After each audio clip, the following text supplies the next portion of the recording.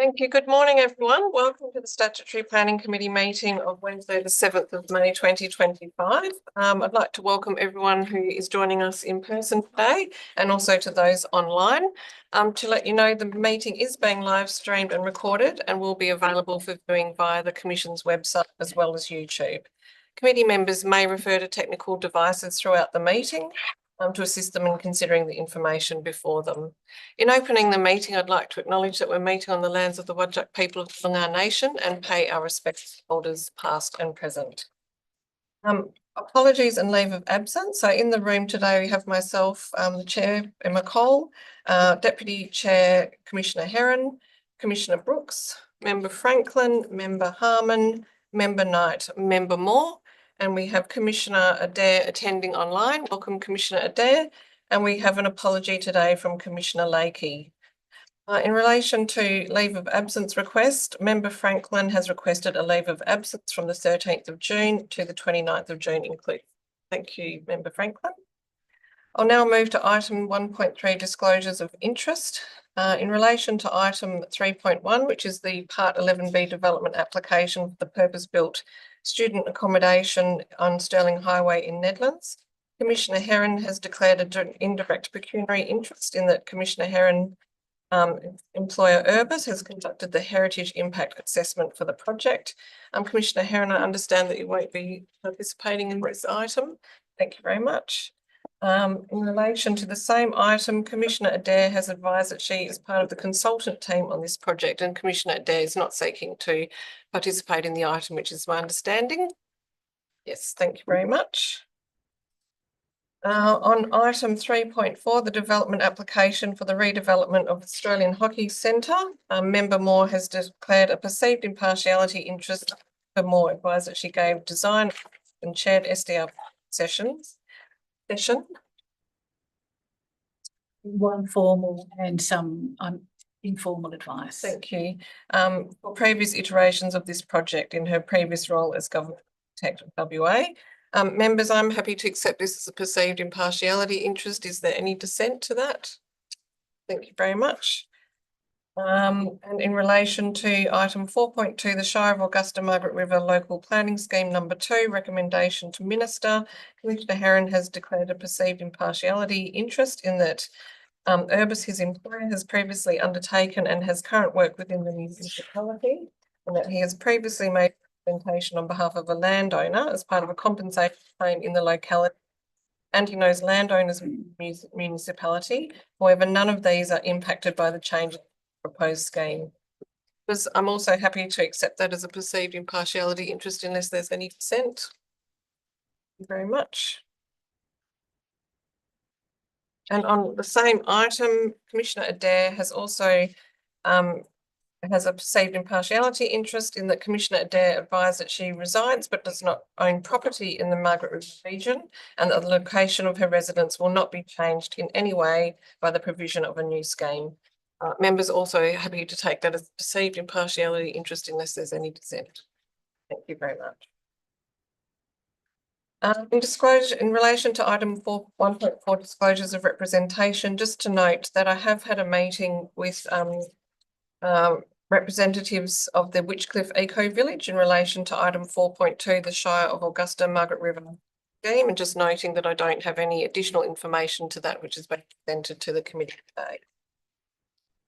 Item 1.5, declaration of due consideration. Can all members please indicate that they have received and read the agenda ahead of today's meeting? Thank you very much, all. Now, 1.6, confirmation of the previous minutes of Wednesday, 2025. Members, we have found a small error in the minutes, and I'm for you to do the minutes at item 1.6.1, which is a proposed amendment. That amendment is just dealing with the discussion that we had on agenda item 3.4, which was the reconsideration of subdivision condition and advice notes on lots in Hilbert. That did refer to the WPC receiving the operational policy 2.4 planning for school sites for further review. That was incorrect. It was really just looking at the model subdivision conditions. So if members are happy just to delete the wording as suggested, if I could please call for a mover. Thank you very much, Commissioner Heron. Seconded by Member Knight. Any dissent? That's carried. Thank you very much. Now, I do then need confirmation of the amended minutes. So the mover and seconder are also happy to confirm the minutes. Thank you very much. Any dissent? Well, that's carried. Before we move to deputations and presentations, I did just want to let you know that we are having a slightly restructured agenda today. We have our first pool of 11B significant development applications coming through today. So we do have 3. We also have a development application for the State Hockey Centre and 2 statutory instrument items in relation to Augusta Margaret Rivers new scheme and a scheme amendment. So we are going to try to deal with the deputies who are deputising on confidential items so that there's no need for them to rate for the whole meeting.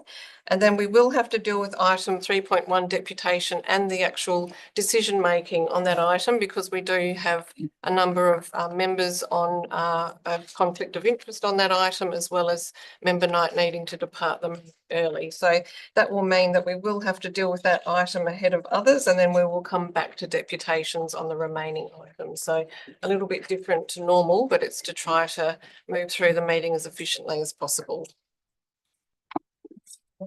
Good morning. Sam. Good morning, everyone. I welcome you all who are present this morning, either in person or via Zoom, to deliver a deputation to the Statutory Planning Committee meeting this morning. You will be invited to the table or promoted to a panellist over Zoom to deliver your deputation this morning. You have been advised of your allocated time via the email that you've received, which will be managed by a timer which will appear on the screen and count down allocated time. If you have a PowerPoint presentation this morning, this will be displayed on the screen throughout your deputation, and you're asked to advise as you wish to advance the slides. So moving to the first deputation on the agenda this morning, which is on item 4.1 on the agenda, the City of Belmont Local Planning Scheme number 15, amendment number 21. We're welcoming Murray Castleton via Zoom.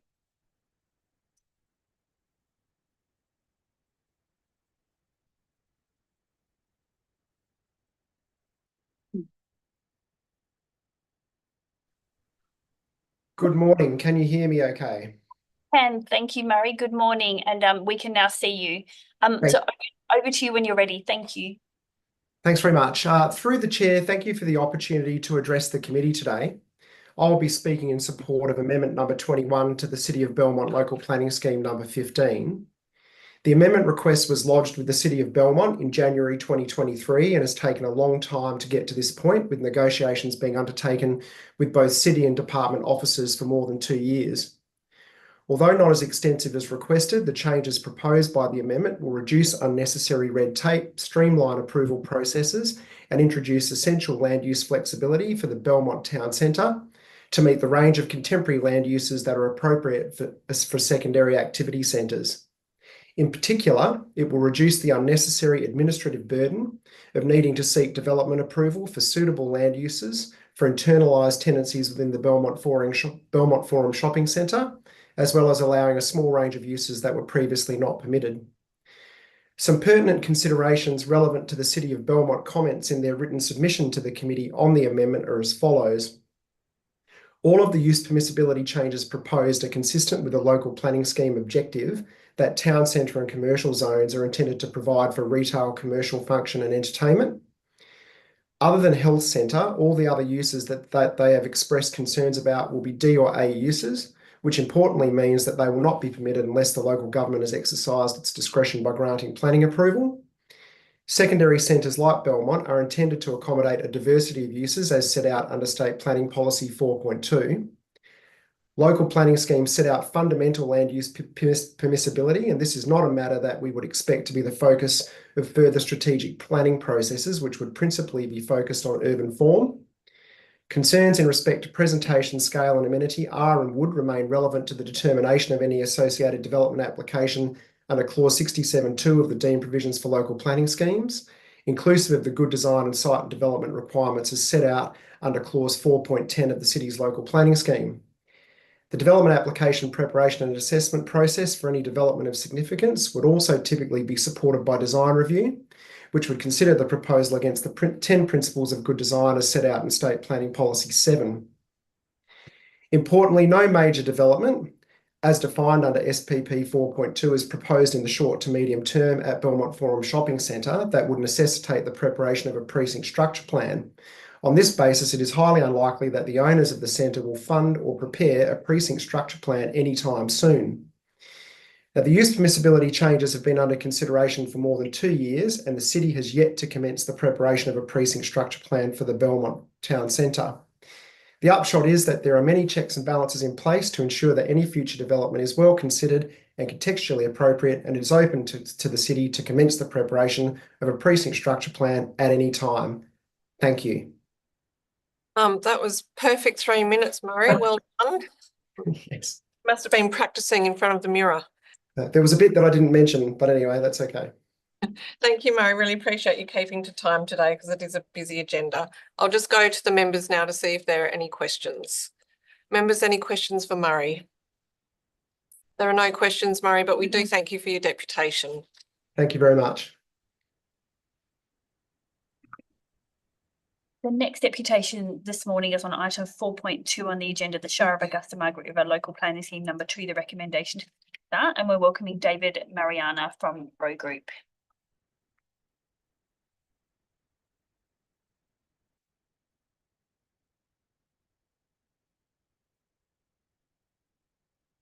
Thank you for the introduction. Good morning, Chair, members of the SPC and staff, and the members of the public gallery. I have a PowerPoint slide, and I'll have you advance to the next slide, please. So I appreciate the opportunity to present this deputation in relation to item 4.2 regarding the draft Augusta Margaret River Local Planning Scheme number 2. Row Group acts on behalf of 5 Star Margaret River Proprietary Limited and the Beach Village Proprietary Limited, with respect to their various land holdings from Narrabut, which are identified on this slide in the southwest part. Given the officer's report is confidential, this deputation is intended to reiterate matters that were set out in our written submission provided during advertising the draft scheme. Next slide, please. This slide further illustrates my client's land holdings relative to settlement. I'll get you to advance to the next slide, which is just demonstrating the existing zoning under the current scheme, a tourism zoned site in the north and future development zoned southern part of the land holdings. And I'll get you to advance to the next slide, please. Just in terms of a quick site history, the site, the Narrabut settlement was established as a sheep farm in the 1930s. A proposal for the development at Narrabut over the original location 815 was referred to the EPA in 92, and approximately half of that original location was transferred to the Crown and incorporated into the Lewis Nat National Park. The land was further subdivided and additional land has since been vested to the Crown free of cost. Next slide, please. In terms of the northern land holding, there was development approval issued for a 28 villa development with 83 rooms by the Town Planning Appeals Tribunal in 2004.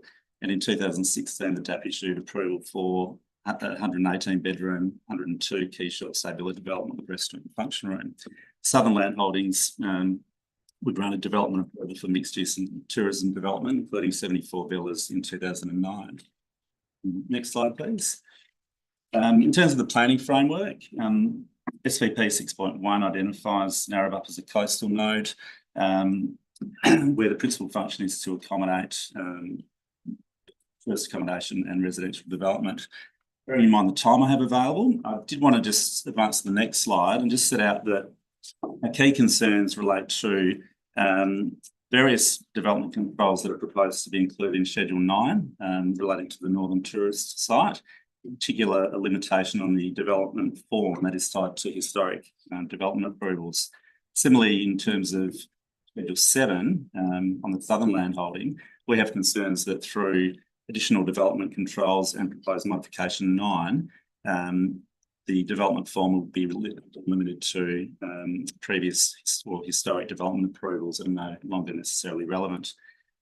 We do ask, therefore, that the SPC support amending the various development controls that have been recommended in place, and also not to support modification 9 as recommended by the Shire of Augusta River. We do see the opportunity for re-advertising of an amended consolidated document, so there could be further responses and submissions made in that regard. Apologies for running over time. And David, we've got your PowerPoint presentation here as well, so that we do have that information. But I will. I'll conclude it there in that case, Chair. Thanks, David. I will just go to questions now as well. Thank you. Aaron? Thank you. Through the chair, your reference to the previous development approvals, I'm assuming that all of those have lapsed at this point. That's correct. Yeah, they were historic approvals going back quite some time. We no longer see them as purpose and necessarily the best way to guide future development on the site. Through the chair, if I can also then, understanding that there would need to be some level of control in terms of expectations around form and scale, has there been an alternative set of criteria that you've suggested in lieu of those? We have. So there's, in particular, in terms of the built form controls, the southern portion of the land, which would be a development type zone, would require a structure plan in any case, and that would set out a variety of controls and built form controls around those sorts of matters. We've also set out a number of alternatives to matters including building height, setbacks, and other land use considerations in respect to both land holdings in our written submissions. Thank you. Okay. Any questions? David, just on that smaller matter of the passenger vehicle parking, can you just talk to that a little bit more? Yeah. So currently the way the scheme or the draft scheme is written, it talks to quite prescriptive controls around parking for various component land uses within a tourist development zone, relating to parking requirements for restaurant, reception centre, etc. There's also a requirement for the provision of bus parking on top of those controls. It's not clear that there would be an opportunity to reduce that number of car parking bays and prevent the bus parking provided. So we just wanted to suggest that there should be some flexibility made explicit in the provisions that in the event that there is bus parking provided and those other parking requirements. Okay. Members, any further questions? Good. Thank you, Deputation, David. Presentation this morning on the same item, item 4.2, is from Reginald Gillard, and is joining us via Zoom.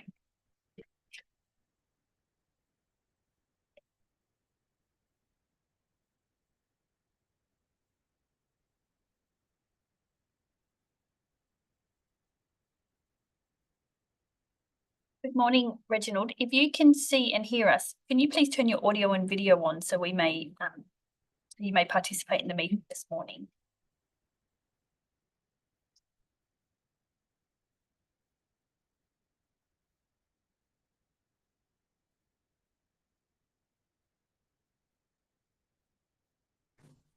Can you hear me now?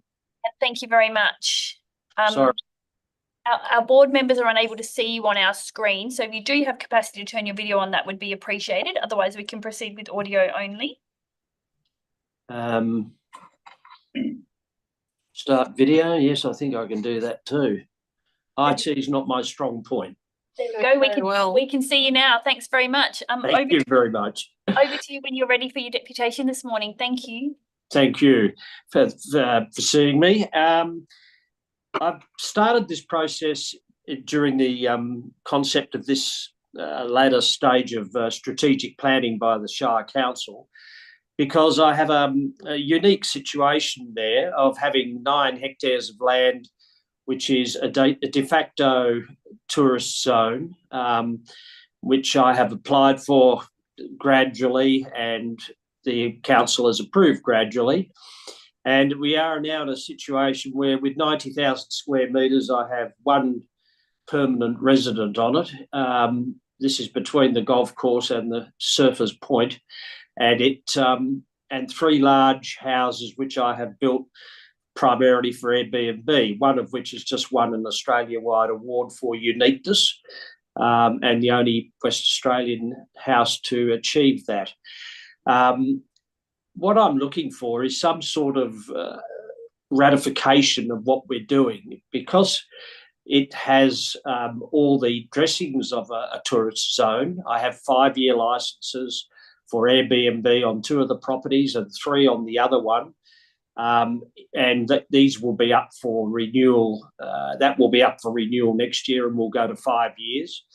So effectively, I've got licenses to operate for 5 years as an Airbnb type tourist zone, but not the long-term planning facility to be able to add some more properties there and or some smaller building envelopes so that within the property, so that further holiday accommodation can be provided. Last year, I provided over 2,000 tourist beds for the year, and that's going up rapidly given the delay in getting all the hotels out of the ground in Margaret River.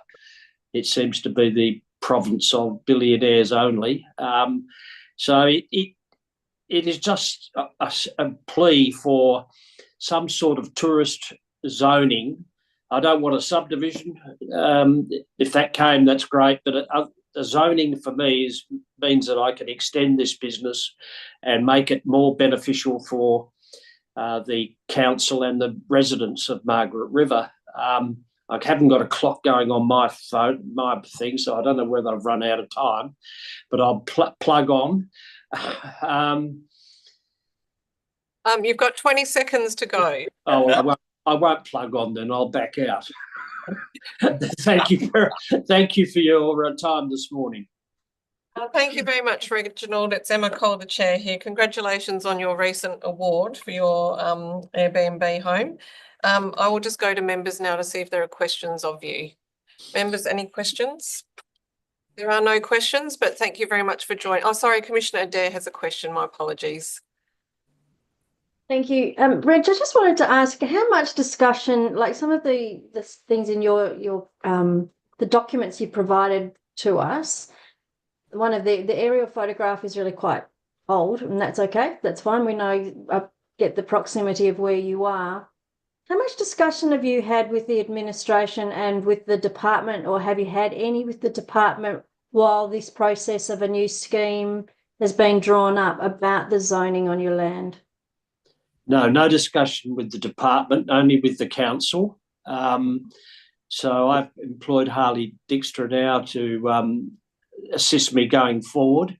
I've tended to do it all myself up to date. Okay, thank you very much. Anything further, members? Thank you very much, Reginald. Thank you. The next deputation on the same item, item 4.2, we're welcoming from the Gracetown Warramah Bay community, Richard Muirhead, who is here this morning in person, David Martin via Zoom.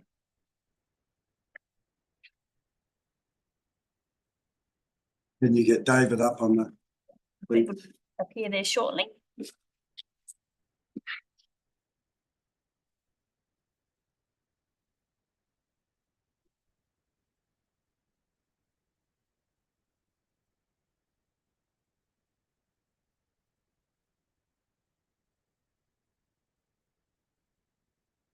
Morning, David. If you can see and hear us, can you please turn your audio and video on so you may participate in the meeting this morning? Yes, how's that? In a vehicle there now. Thanks very much for joining us.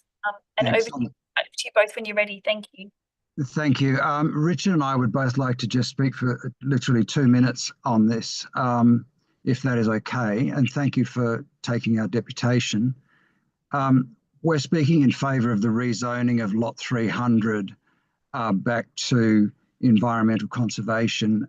I was president of the Gracetown Warramah Bay community from 2009 to 2017 and represented the community in discussions with Landcorp as the proposed developer of Lot 300. And those discussions and the fact that Development WA has since abandoned the development illustrate what a difficult development site Lot 300 is. And Landcorp made several key commitments to encourage the community to support the development including the balance of lot 300 not required for the development being transferred into the Lewin Naturalist National Park. In addition, the community's concerns included three key issues: the need for a second access road for fire and amenity reasons, the terms and cost of the proposed fire management plan, including the lack of fire refuge for the community, and the lack of detail and analysis of Landcorp's water servicing proposal. And we feel that lot 300 should not have been rezoned before these issues were fully dealt with. And it's notable here that the Shire refused to approve the rezoning in March 2015, largely due to these concerns. Now, unfortunately, the community was not given the opportunity to present prior to the rezoning going ahead. But in May 2016, the Southwest Region Planning Committee, who I presented to, recognised the importance of the community's concerns regarding bushfire risk, in saying that due to bushfire management issues and risks, a second access road should be constructed prior to finalisation of any subdivision approval. And this position was also supported by the Minister for Planning. Our point here is that lot 300 was resolved only after long and difficult discussions between Landcorp as developer and the community, and many of the key decisions and hard-won commitments made during those discussions were never finalised. And the initial rezoning to urban development was carried with it clear expectations as to what would happen following the rezoning. Despite this and the abandonment of the project, the land remains zoned for urban development, creating a presumption in favour of development that should not exist. We feel that any future proposed development of lot 300 should undergo extensive scrutiny in accordance with the planning laws and community expectations at the relevant time, and that in the meantime, the zoning should be returned to its original zoning of environmental conservation. Thank you. Richard? Yeah, thank you. I realise I've only got a few seconds left. I just want to make the point about fire. I know that you're cognizant of fire, but many people won't be aware that since about 2020, so about in the last 5 years, Gracetown has been cut off by fire twice. Residents haven't been able to get out. Fire units haven't been able to get in. I'm a member of the Gracetown Bushfire Brigade. In one case, we managed to put the fire out. It was a fire caused by a wire across the road. The conditions are so different now, as this committee will know, since when this was approved. And I just want to make the point that from our point of view, as firefighters down there, you all know the Lewin Naturalist National Park has extreme rating, and the area behind the town is literally a tinderbox. The town itself is also highly at risk, evidenced by the fact that most people's insurances are going up. To put further infrastructure in danger would, I think, be a terrible thing to do, which is why we totally support the Shire's proposal to return this to the nature and conservation. Thank you, David. Comments there. Give you an extra minute to get them out, but you may also have some questions. So I'll just go to members to see if there are any questions of Richard or yourself. Members, any questions? Thank you very much. Thank you very much. For coming in and for being here today. Thank you. Thank you. Good. The next deputation this morning on the same item from Canella Hope from Plan to Focus, Mike Hume from Sustainable Settlements, and Michelle Sheridan from the Witchcliff Eco Village. And they're all joining us via Zoom.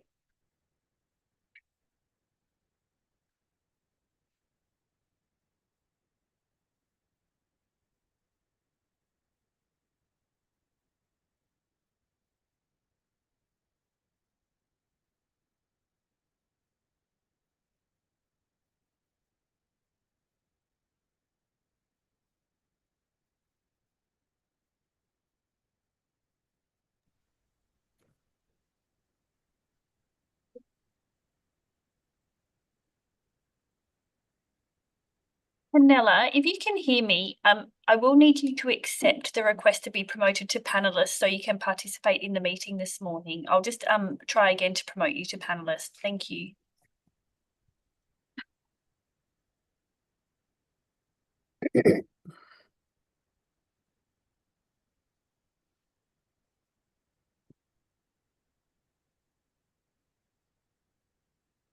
Nella, I can see that you've joined now, but if I could ask that you turn your audio and video on so that you can participate in the meeting, that would be appreciated. There we go. I can see you now. Thank you. So we have Canella and Michelle here this morning. Is Mike joining you this morning? No, unfortunately, he's unable to be here. So just Michelle and I. Okay, great. Thanks very much. And over to you when you're ready. Thank you. Thank you and good morning. I represent the Witchcliffe Eco Village and I'm here with Michelle, who's the General Manager, and we're both available to answer any questions that you might have. There is certainly a lot to talk about when it comes to the Witchcliffe Eco Village. It's unlike any other residential development in Western Australia and now nationally and internationally applauded, which is quite unparalleled. The WAPC embraced this vision when it approved the Witchcliffe Eco Village Structure Plan back in 2018. And since then, the Eco Village has delivered all that it aimed to: highly credentialed sustainability, infrastructure, community outcomes. The final step is ensuring implementation into the new scheme, which, unlike a normal structure plan, does go beyond subdivision.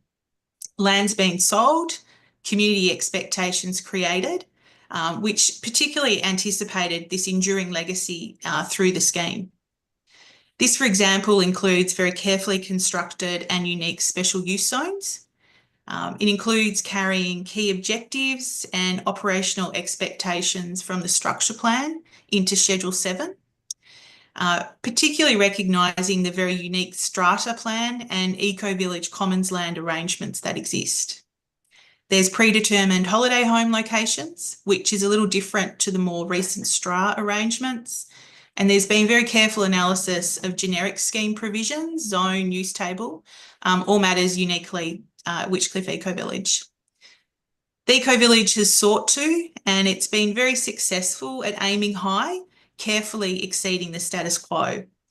So this is a developer that's asking for more into the scheme rather than less, and that's really reflective of the commitment. We see this new scheme as opportunity to showcase and champion sustainable residential outcomes into the norm, raising the bar as we move towards a lower carbon future. We wanted to thank Ms. Cole for meeting with us, but particularly to the department officers that have engaged very constructively with us following this, applying quite a can-do approach to getting these new Eco Village scheme provisions right. Martin Hughes has been excellent to work with, and like you've no doubt heard before, it would have been really reassuring to see the product of all that time and investment spent on what are quite complex issues in a final public rather than confidential report.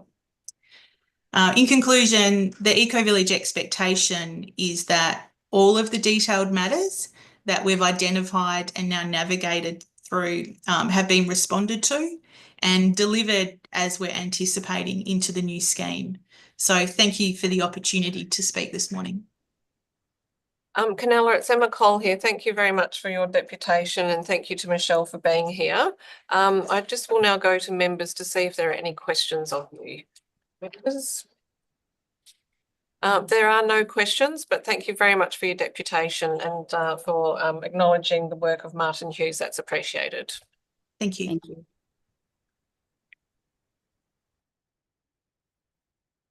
The next deputation on the same item 4.2, is from Julia Meldrum from the Shire of Augusta Margaret River, who will be joining us via Zoom this morning.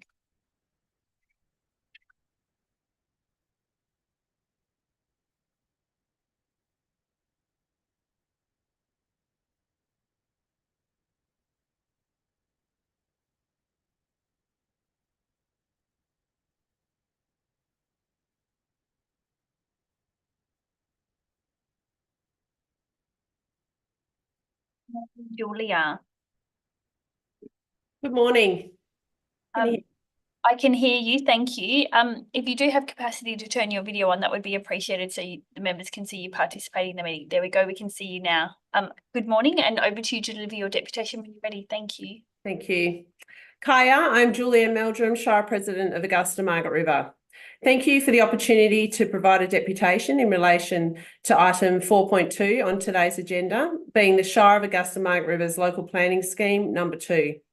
While this meeting takes place on Wajak Budja, I join you today from Wadandi Budja. These places, though both significant, were understood by our First Nations people to be distinct and unique, and a truth acknowledged for over 60,000 years.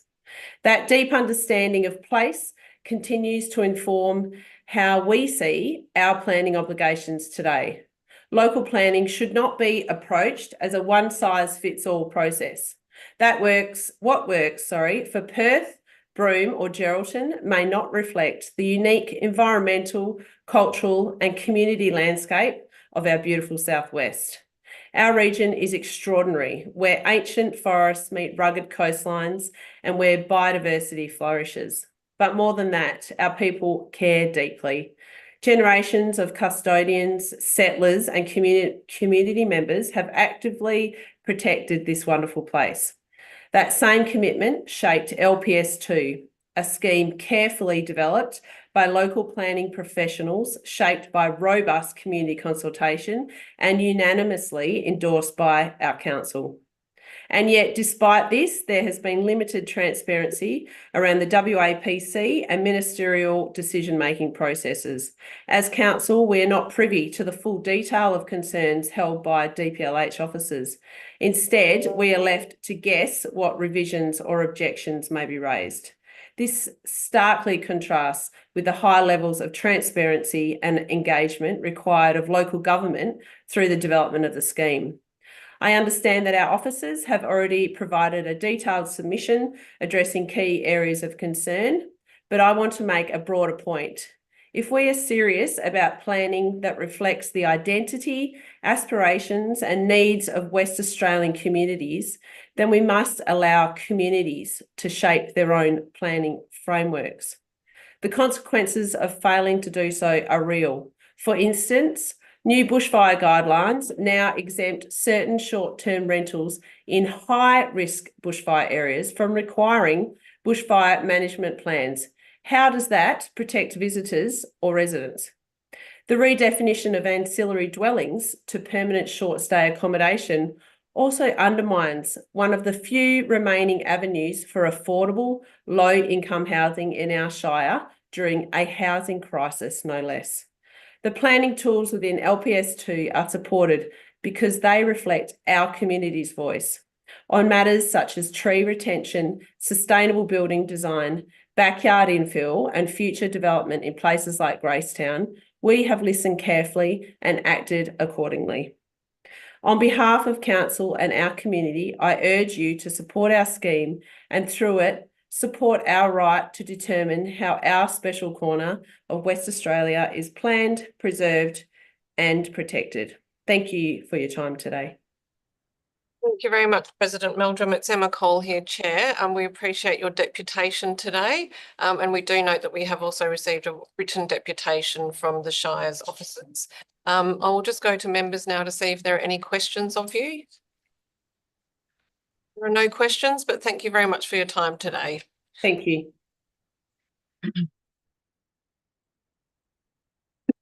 We are now moving to deputations on item 3.1 on the agenda. Being that Commissioner Heron and Commissioner Dare excusing themselves due to their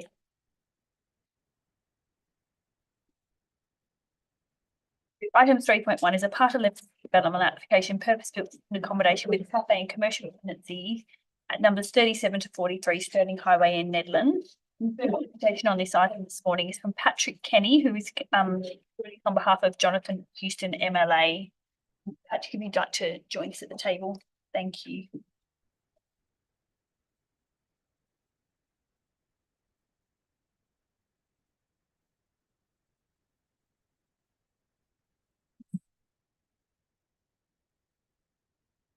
Just make one thing. Jonathan Huston. Everyone gets it wrong, so it's my job to correct them. And Joel. All right, so can I start? Please go ahead. It would appear that the SDAU has not just recommended, but has actually approved of the 19-storey student accommodation block at 3743 Stirling Highway, Nedlands. I do just need to correct you, nothing has been approved. It's the SPC that is. SPC, yeah. at least that's what the final submission from the develop team does say, that it's given this approval. Let's walk back from a couple of the conditions. That did give us approval. It's a recommendation, so. Okay, recommendation. It still has walked away on some of the conditions. The SDAU is judge and jury, and the SDC, it seems to me, has just been a box ticker. The City of Nedlands planners and the council have made the judgment that it's not worthy to even turn up to this, especially when it's a stimulus with the DAP meeting next door. So where is the balance? Is balance achieved by a couple of 3-minute speeches? I'm confident that given the time constraints, the commissioners were not able to fully read, comprehend the 13-page report, nor have they seen and considered the detailed reasons for a recommendation to refuse from the city. This has been summarised and swept aside with the SDAU. The SDAU has suggested Chillingsworth was some sort of precedent for the WAPC for 12 months. Don't they realise that the previous minister is right in the gun for removing height limits on Stirling Highway in Nedlands? Where is the UWA QE2 master plan? Sure, there's a towers in Fernway and another at Hampton Road, but these are not in the middle of the UWA area. William Street is in the southwest border, not just the southwest border and not just the southwest, but the very tiny spot, the extremity of the UWA QE2 master plan. Let's wait and see how the 2 approved projects go before approving any more. By that time, we should know how much more about the type of accommodation and its ramifications, the height, the plot ratio, the development bonuses of the 7 to 8 million, the parking arrangements and the community benefits. Finally, let me comment on the SDAU's opinion on the meaning of section 2.8 of the volume 7.2 of the ART codes. This section provides guidance to city planners on how to balance the value of the development incentives against the tangible community benefits. The SDAU interprets this to mean that developers' bonus values are only relevant if they have a list of tangible benefits provided. This is the cart before the horse. But it doesn't surprise me, given the mistakes coming out of the Department of Planning most recently. You must not approve this project. This system must be fixed. We must fix SDAU. I'll end there. But the main points that I want to... Thank you. There's a few things that you've said that I do need to address. Sure. First of all, you've said that it's not possible that the SPC members have read the material before them. I just need to indicate to you that each member here today has given a declaration of due consideration. Sure. You've mentioned that this has been approved. It has not been approved. We are dealing with a recommendation from the SDAU. The approval sits with the approving body, which is the Statutory Planning Committee. So I just really need to correct those things that you have said because they are factually incorrect. Sure. Yep. But apart from that, you are, very welcome to make a deputation, and obviously you're speaking against the proposal. We're happy to hear that, but those things are important to clarify. The main thing that I want to get across is that the area, I think I still have 13 seconds left. The area has been subjected for the QE2 UWA master plan. Now that master plan we haven't seen, it hasn't come out yet, nothing's come out, but we're approving a student accommodation. So how can the master plan, how is this impacted by the master plan, or is this impacting the master plan? We haven't received anything yet. Take those questions on notice. We can deal with them as we come to the item, but at this point now your deputation is concluded. Yep. We'll go to the members to see if there are any questions. Members, are there any questions? Thank you very much. Thank you. The next deputation, also on item 3.1 on the agenda, we are welcoming Matthew Kane from Planning Solutions, Michael Wilkinson from DMG Architecture, Ben Doyle from Planning Solutions, and Robin Burnage from Plan E.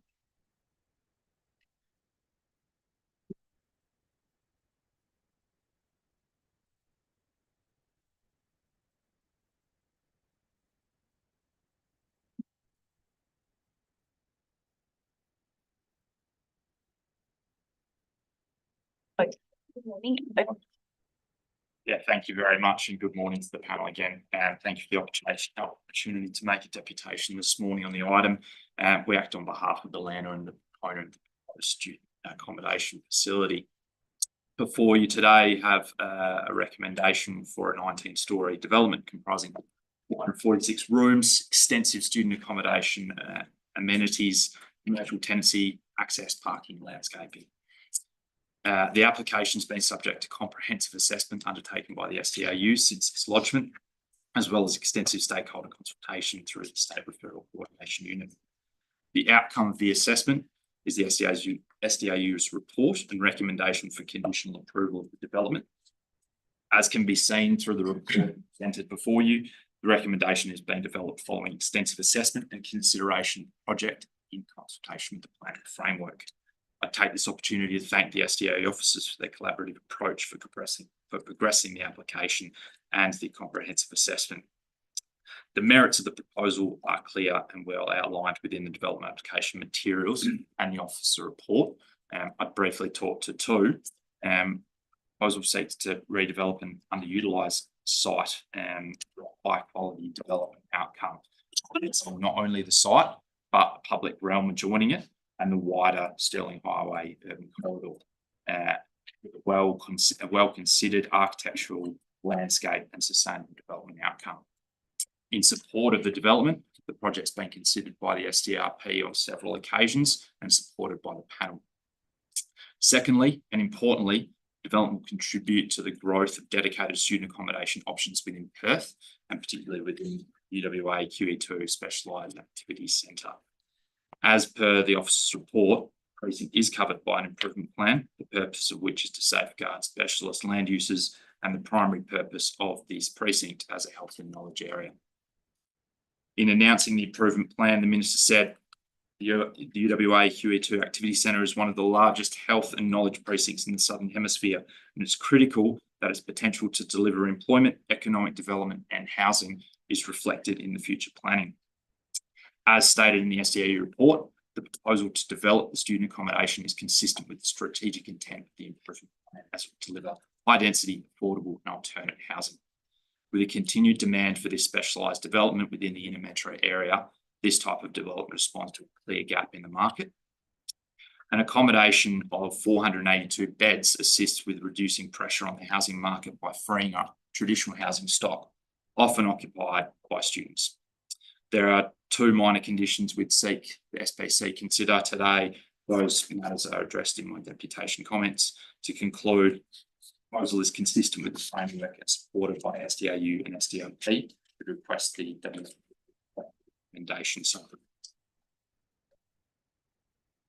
Thank you very much. Members, any questions? Go ahead, Member Harmon. Just a quick one, Matt. The e-scooter changed to one of the conditions to remove reference to e-scooters being provided. What's the rationale for that? So that, yeah. Michael Jorgensen, I'm the architect from DMG. So the operator in this development has interest in Australia-wide in student housing, and they also have national operational interests in student housing, particularly in Singapore. And they have had quite a lot of evidence of the dangers of e-scooters, and they do not want to be promoting them. Whilst they have no problem with e-scooters being used, they do not want to be seen to be promoting their use because they consider them to be dangerous. They'd rather promote e-bikes or other forms of transport, and that was one of the reasons they asked to take it. For more? I just had a question about the building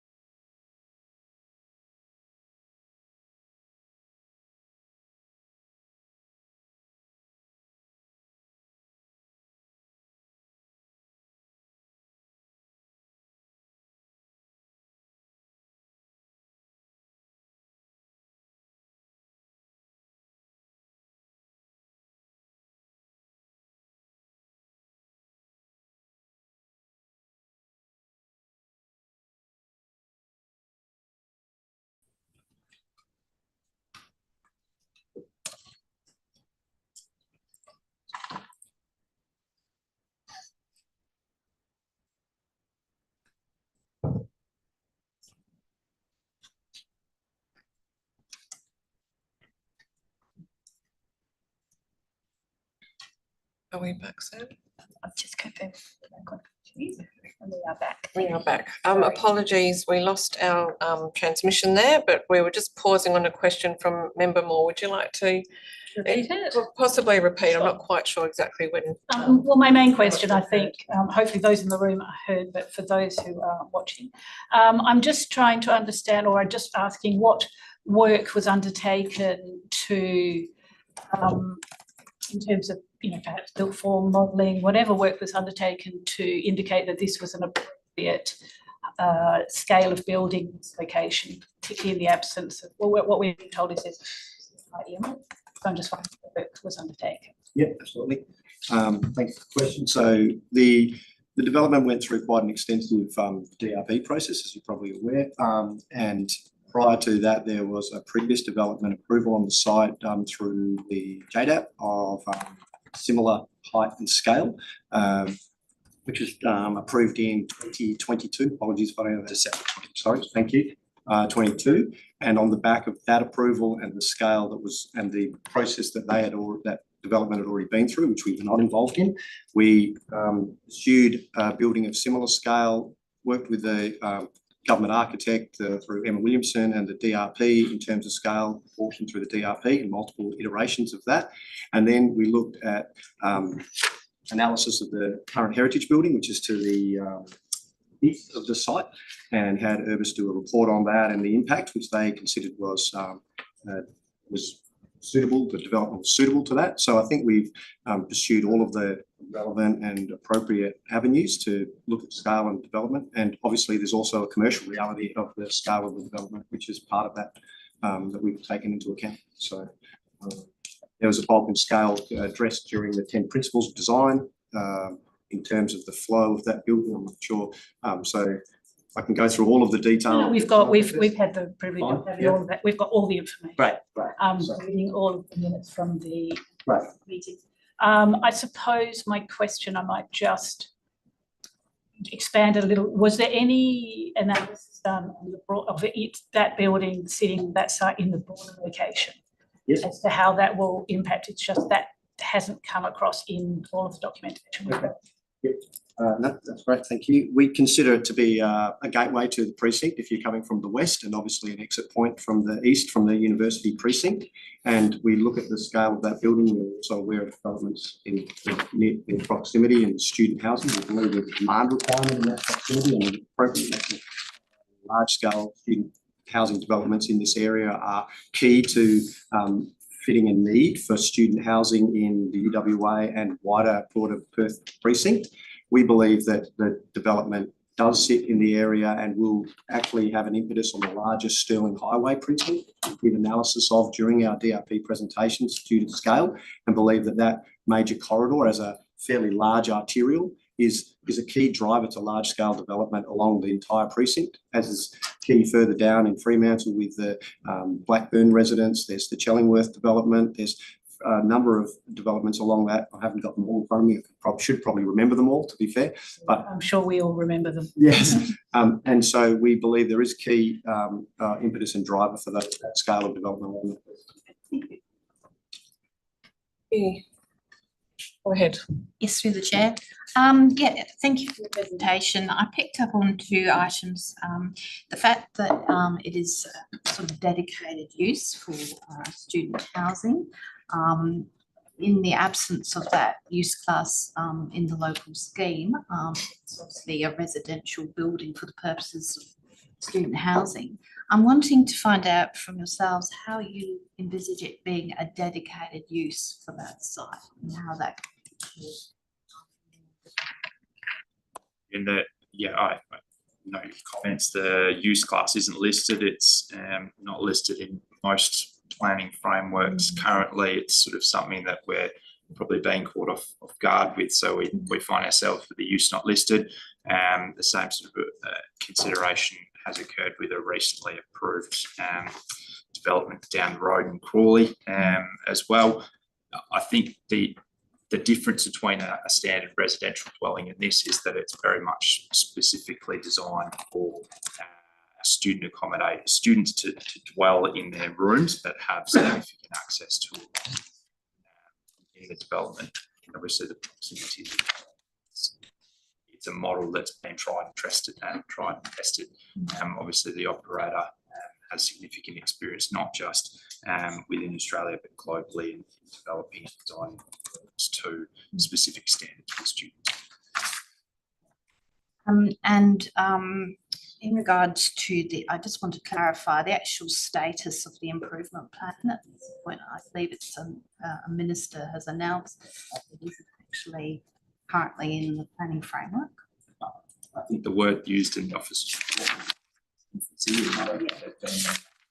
So I just wanted to clarify that. So just to clarify, I think it's the improvement scheme that is in infancy. The improvement plan, if I'm correct, is adopted. Yes, but the improvement plan simply is a statement of intent for a future improvement scheme, which is in its infancy, as the report's about. Thank you very much. Thank you. Any further questions? Go ahead. Thank you. Just through the chair, just touching on Member Franklin's question. One of the concerns that's been raised through the public consultation was what happens to the building in the non-academic periods of the year. Just really wanted you to expand on that because there is concern on the parking impact. You know, what you intend to do. So outside of university timeframes, is that academic? Yeah. So the student, the evidence from the operators, other buildings and their process and the extensive use of those buildings is that they actually operate. They do operate outside those, and the students actually retain occupation. They don't all suddenly, leave and go elsewhere. Most of the students have. They're also running for longer term academic periods. If they're university-based students, which the majority of the intake would be, they have multiple year degrees. They don't come and stay and only live for a short period of time. That's the empirical evidence that all the student housing populations have that they have in their developments in New South Wales, Adelaide, etc. Now, they do have turnover of students. There's no question about that, as some decide to move into other forms of housing. But the general consensus is that they stay for periods of 1, 2, 3 years. So and many of them, yes, if they're international students, which a number of these will be, they will leave and go home on holidays effectively from that, but they will then return. So they're not vacant buildings, if that was the intent that you were trying to avoid, but they don't remain vacant for a period of 3 months over summer, for example. So through the chair, what I was probably getting at, I know some of the other student accommodation provided in the area rent rooms outside of the academic period. The operator has not given us an indication that would be their intent. They like to maintain their students, but I can confirm that for you, but I don't believe that's the case. Probably expand on that a little. The condition of approval, the approval is approval for student accommodation. So I would expect that using it for non-student short stay would potentially fall foul of any such approval. Thank you. Any further questions? There are no further questions. Thank you very much for your deputation.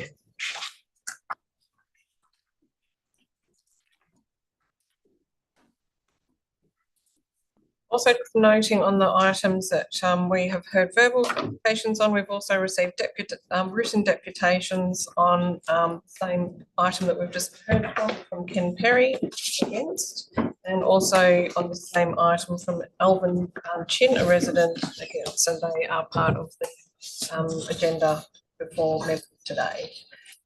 So we will now depart from our normal our programming to deal first with item 3.1, given that we have potential quorum issue. So we will now go to item 3.1 to determine Part 11B development application, purpose-built student accommodation with cafe and commercial tenancy at 37 to 43 Sterling Highway in Nedlands. And we are joined now by Carla DePerna, Grace Wu and Kira Clark.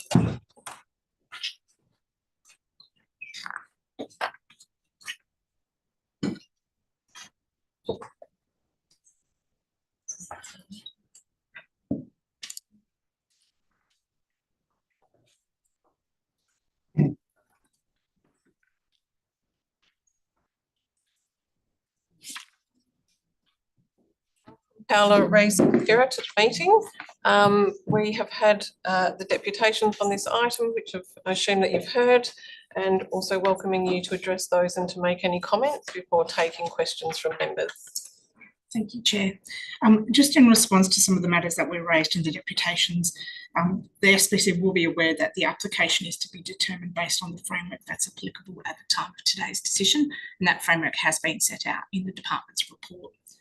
In terms of the assessment of building height, currently the framework does not set out any along Stirling Highway, and the proposal has been considered in the context of requirements of setbacks, potential overshadowing, visual privacy, all which stem from those taller buildings. Due regard has also been afforded to the DAP decision, as the framework and the immediate context remains unchanged since that earlier decision.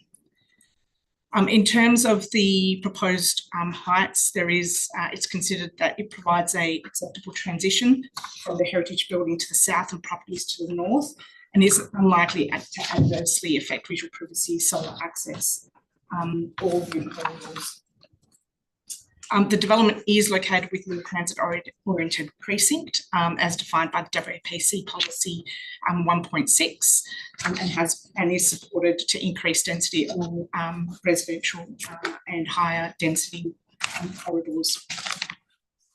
Whilst there are some concerns regarding the increased occupants as a result of this increased capacity for the building, that's been considered, and given limited parking and accessibility to the site, those flow-on effects in terms of increased traffic numbers are considered to be appropriate for the existing network.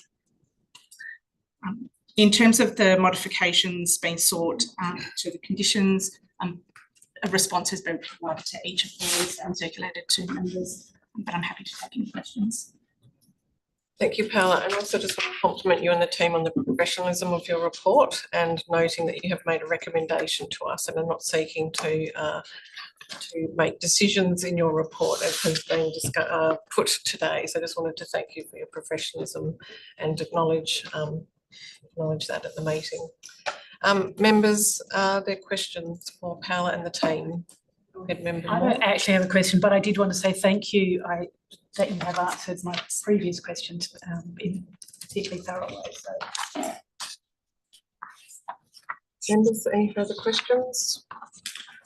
Go ahead, Member Franklin. Just, following on from my previous with the deputation, Chair, what security do we have for anchoring of this use to the site, and has that been considered as part of the assessment for this proposal? In other words, acknowledging that the planning framework as it stands is silent on this particular use, we have to then refer to residential building as the nearest best, and that is not listed properly in the current planning framework. I'm just, yes, seeking clarification on that matter. Through the Chair, as a purpose-built student accommodation, that activity or use isn't defined, and as you correctly refer, residential building is the nearest close use. Again, that in the absence of any defined use, we've assessed it as an unlisted use, and in doing so, we've considered the parameters as they've been presented in this application. The recommendation does speak to an approval for a student accommodation, and so it's intended that the activity be aligned with student accommodation as presented in this application. It is open to the Commission to impose an additional condition, which expressly states that the approval relates to student accommodation, or in this case, if it was intended a residential building, specific with student accommodation, to ensure that that is better grounded in implementation. However, given the application is for a student accommodation and has been considered on that basis, we've not necessarily felt it necessary on this occasion. Member Franklin, is that something that you wish to do so that we can get some assistance with the form of minutes? I believe so. If we were to be in mind to approve. I think that is essential work because most of the requirement, it's predicated on that particular use. Paola, if I could just request that you could come up with a form of words, whilst we continue to ask questions on the item and to just let us give us your advice on the clause which that would be, clause number at which that would be best inserted. Okay. Members, any further questions on the item? Okay, all right, so we will now move to dealing with the item. So we'll call for a mover and seconder for the item. Moved by Commissioner Brooks, seconded by Member Harmon. Commissioner Brooks, do you wish to speak to the item? Only that I think the report has been really well prepared and provides us with all the information that we need to support this kind of development in this location. Member Harmon, any comments? Yeah, look, I'd like to just acknowledge the applicant, I guess, in terms of the proposal. It is, I think it's very well thought out. In terms of how it interacts with the ground plane. It's always a difficult one, dealing with the absence of a height limit, but also on balance taking into account the previous DAP approval and the fact that we've got similar zoning across the road, R160 behind it. I think this is the first one, so we'll all sort of be the breakthrough is the hard one, but I think over time and as everything else gets built out, I think it'll tie in relatively seamlessly to the surroundings. So yeah, I think it's a good outcome.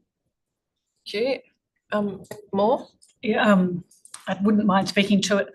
I have significant concerns about the height. I don't think enough work has been done at all. To have an area with no height limits whatsoever and such a significant corridor, I think is really a challenge.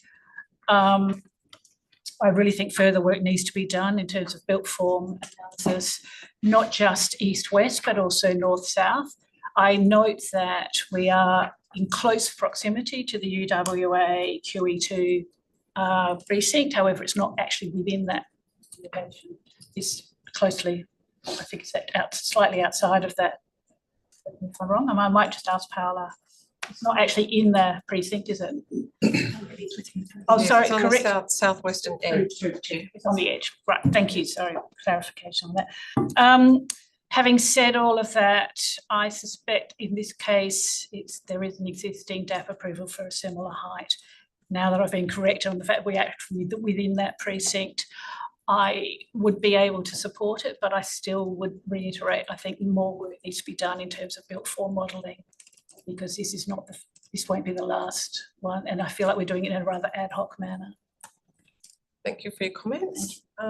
Members, happy to take further discussion, and I will come to you, Member Franklin. I just flag that we do have the two proposed amendments from the applicant, and we do have the view of SDAU provided, so we'll come to that just to test appetite for moving any amendments, as well as the one that you foreshadowed, Member Franklin, but please do go ahead. Thank you, through the chair. Yes, I believe that this proposal at the moment is premature in regards to what would be provided in the improvement planning in the area. I also believe that we rely on the actual local planning framework as well in determining this application.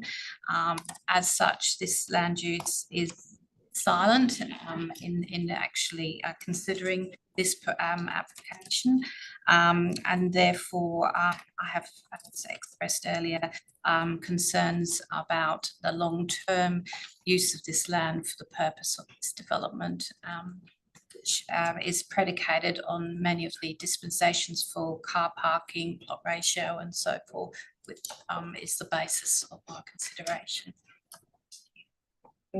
Member Franklin, whether you support or not support the application, sometimes it is still useful to move amendments. So I'm just asking if you would like to move the amendment that you have foreshadowed. Yes, I believe if that condition can be provided, that provides a degree of confidence that that land use can be anchored on this site. Yeah. Paula, do you have a form of words or do you require a little bit more time? Because I can go to the issue dealing with the modified condition 10A, which the SDAU has supported. Through the chair, I can provide some words. It is relatively simple to say that this approval relates to a residential building, brackets student accommodation, close brackets land use. Thank you. And Paula, are you suggesting that we would incorporate that into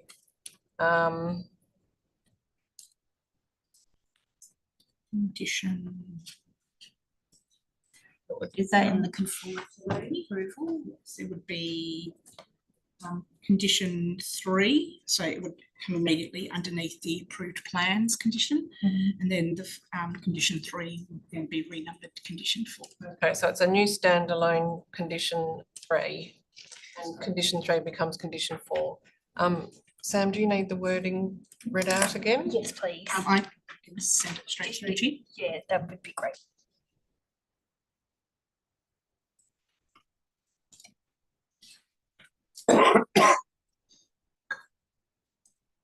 Members, we will just add that to the screen so that everybody's clear.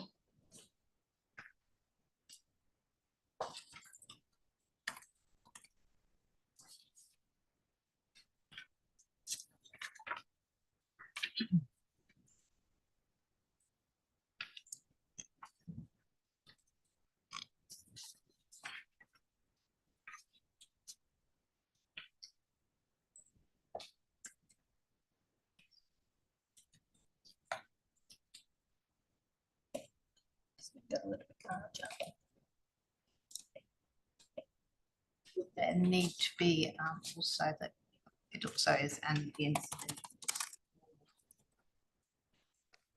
In terms of the commercial tenancy,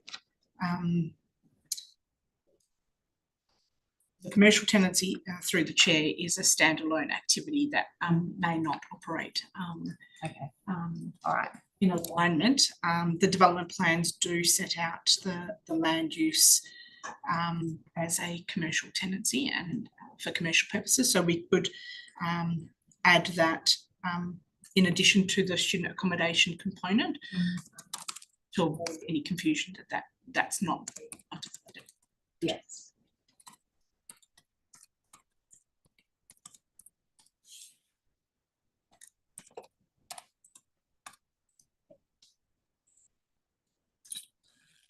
Are you wanting to add those words, member, just to be clear? Sam, are you clear about where those words are going? Probably just a bit more clarity on where we're adding the words, please, Paula, would be much appreciated. It would be residential building. And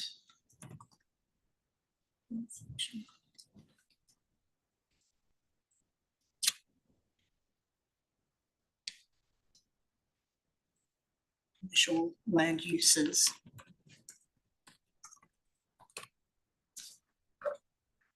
Sorry, the and commercial land uses will come after student accommodation. So we don't need to repeat land uses twice. It would be and commercial.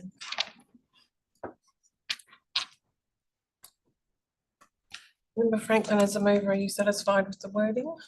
Yes. Okay, is there a seconder for the amendment? Sorry. The and should be after the brackets. Oh, you there. I need to put my glasses up. Yep. Thank you.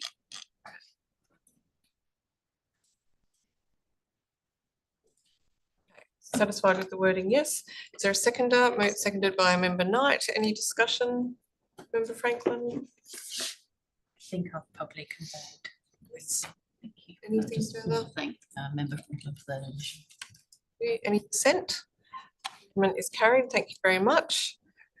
In relation to the proposed amendments put forward by the applicant, there was one in relation to 10A, which is talking about removing the part referring to the concept landscape plan, given that that is subject to a separate condition requiring submission of a more detailed plan. So the proposed amendment to condition 10A is to remove the wording "and the landscape plans date stamp 7th of April 2025. Is there interest in moving that amendment? That's moved by Member Harmon, seconded by Member Knight. Is there consent? That's carried. Thank you very much. The other condition that was requested by the applicant is in relation to 23A, which is about removing reference to strategies for additional bicycle parking. We have heard from Paola on that item. The recommendation from SDAU is that the provision for additional bicycle parking and maintenance storage is imperative to maintaining a well-designed bike store and to optimise the number of bays. But members, just putting that there for your consideration. Thank you very much. Back to then the discussion. Is there any further comments in relation to the amended motion before us? If I could just make a few comments. Look, I am going to support this application. I do just want to note that the improvement, the UWA QE2 improvement plan was gazetted on the 20th of June 2024 and work is underway on the improvement scheme. This does sit at the southwestern edge of that. It is included within the precinct, and the team has actually looked at the strategic intent of the improvement plan and, you know, meeting that objective of being one of the largest built health and knowledge centres. Its proximity to UWA is very important in terms of that provision of student accommodation. Perth does have one of the lowest levels of student accommodation in Australia. When we looked at our position statement on student accommodation, the data that we were provided showed that of 79,000 beds across Australia, there are 8,000 in Perth, and the demand is very, very high. I've also noted the existing DAP development approval on this site at 19 stories, and I think that that is an important consideration before us. It is a use not listed, and that does present issues. I'd like to acknowledge Member Franklin's contribution and amendment. It's something that's not specific to this area. It is an issue that we do that we are seeking to address in terms of student accommodation more broadly. And I do want to note that in terms of the height and scale, that has been an issue that has been raised by community members, and we have had a relatively high number of submissions in this matter, sitting at 101, and it's not supported by the town. But we have no height limit in this location. We do have a current JDAP approval on site at 19 stories, and we have an incredibly important emerging health and knowledge precinct of which this lot forms part. So on the basis of these comments, I do support the development application. Are there any further comments? Is there any dissent to the application? The application is approved. Thank you.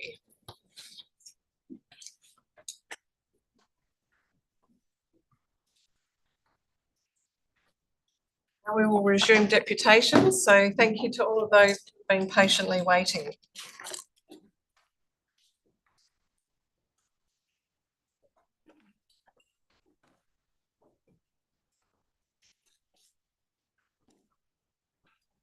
We are now moving back to a number of other deputations on the agenda this morning, starting with item 3.2 on the agenda, the Part 11B development application for the proposed residential apartment and commercial tenancy at lots 540 and lot 621 Cambridge Street, Wembley. And our first deputation on this item is from John and Dean Dow, and they are joining us in person at the table. Thank you.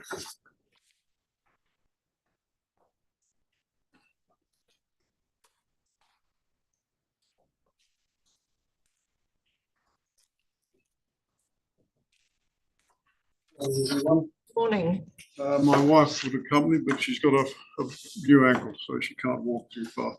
But in general, we support the application that's been proposed on 288290. My wife and I own the properties 292 and 294. That's the squash court and the small bar and Flipside hamburger. We have a problem with future development that we would be proposing on our two lots, which we are of a similar nature to a similar height to what's currently being proposed. But what we are concerned about is that the applicant is intending to place balconies on the western side of their building, overlooking our proposed development. And we would be developing there probably in 4 to 5 years' time.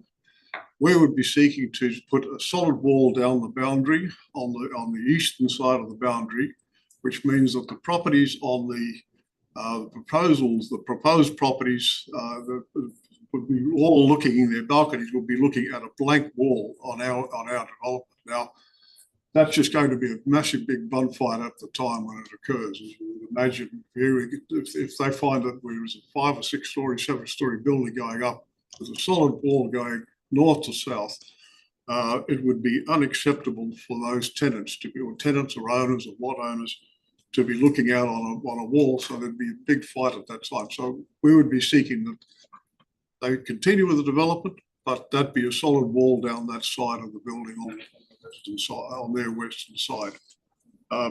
There's all sorts of other issues that occur. We've been in property management for 35 years. We know what happens when you've got balconies overlooking rooftops. With the squash court at the moment will be there for 4 or 5 years, perhaps longer, who's to say. People throw stuff out. And the amount of rubbish, you've got rubbish at the moment, those balconies will be just a source of rubbish that's being thrown. Beer cans, tennis balls, all the stuff that you can imagine is going to be thrown out and onto our roof. We don't want that. We're going to have to go up and clean it all the time. The other problem that historically there has been a major issue in that area with flooding. And I propose that I would request that any application that comes through really looks at the flooding aspect of this property, because a big flood of 2010, where we had the massive big storm you all recur with the hailstorm, we got flooded out. I lost 4 courts there. We had to replace 4 courts in that squash court.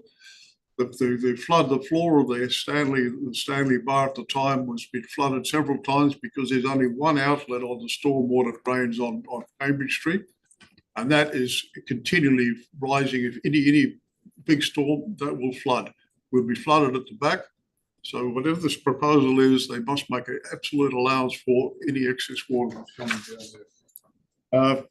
The last one that I've got, the point that I've got is parking. I don't know where they got their figures from, but you asked the tenants in the squash court there now what their situation is. And in fact, I had the tenant from the squash court phone me up a couple of days ago to say he's just been fined by the ranger for parking.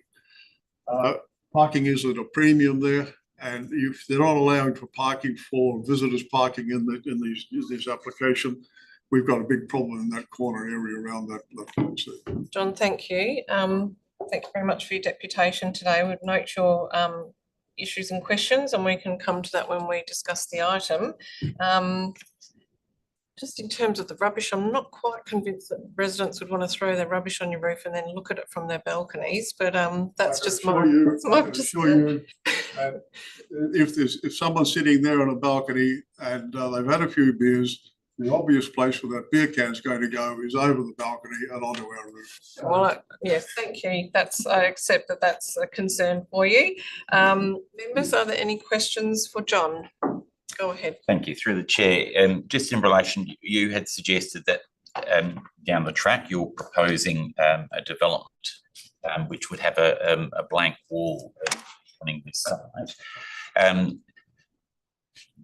Is that likely to be a residential development? It'll be a mixed use. It'll be a residential top. It'll be a similar height. We were very disappointed back in 2017, I think it was, when the council redid the zoning and everything there.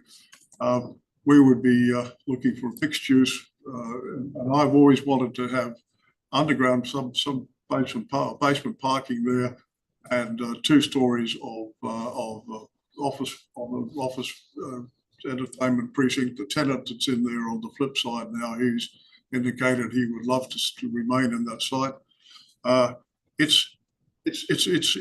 We would actually like to keep the squash court there as well. But sure. Not very much money in squash courts nowadays. No, I appreciate that. But I suppose what I'm sort of saying is that if there is a residential component with requirements now around ventilation and light, I'm just sort of suggesting we will definitely be looking at what limitations may apply. But I'm just, I'm suggesting maybe you haven't spoken to an architect yet or something like that, because having a full length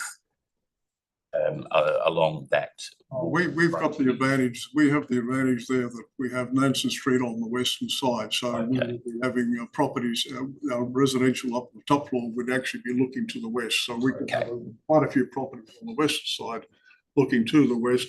But in the central part of the development would be long properties north-south facing. So we'd have balconies going out to the north and balconies going out to the south. Certainly not balconies peering into the neighbour's place next door. Okay, thank you. Thank you. Are there any other questions for John? Thank you very much for your deputation, John. We will raise these issues that you've raised and come to discuss the item.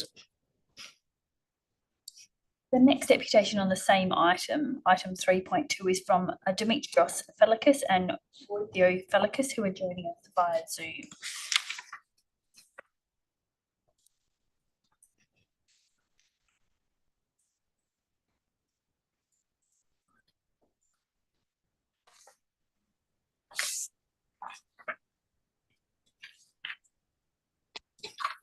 Good morning.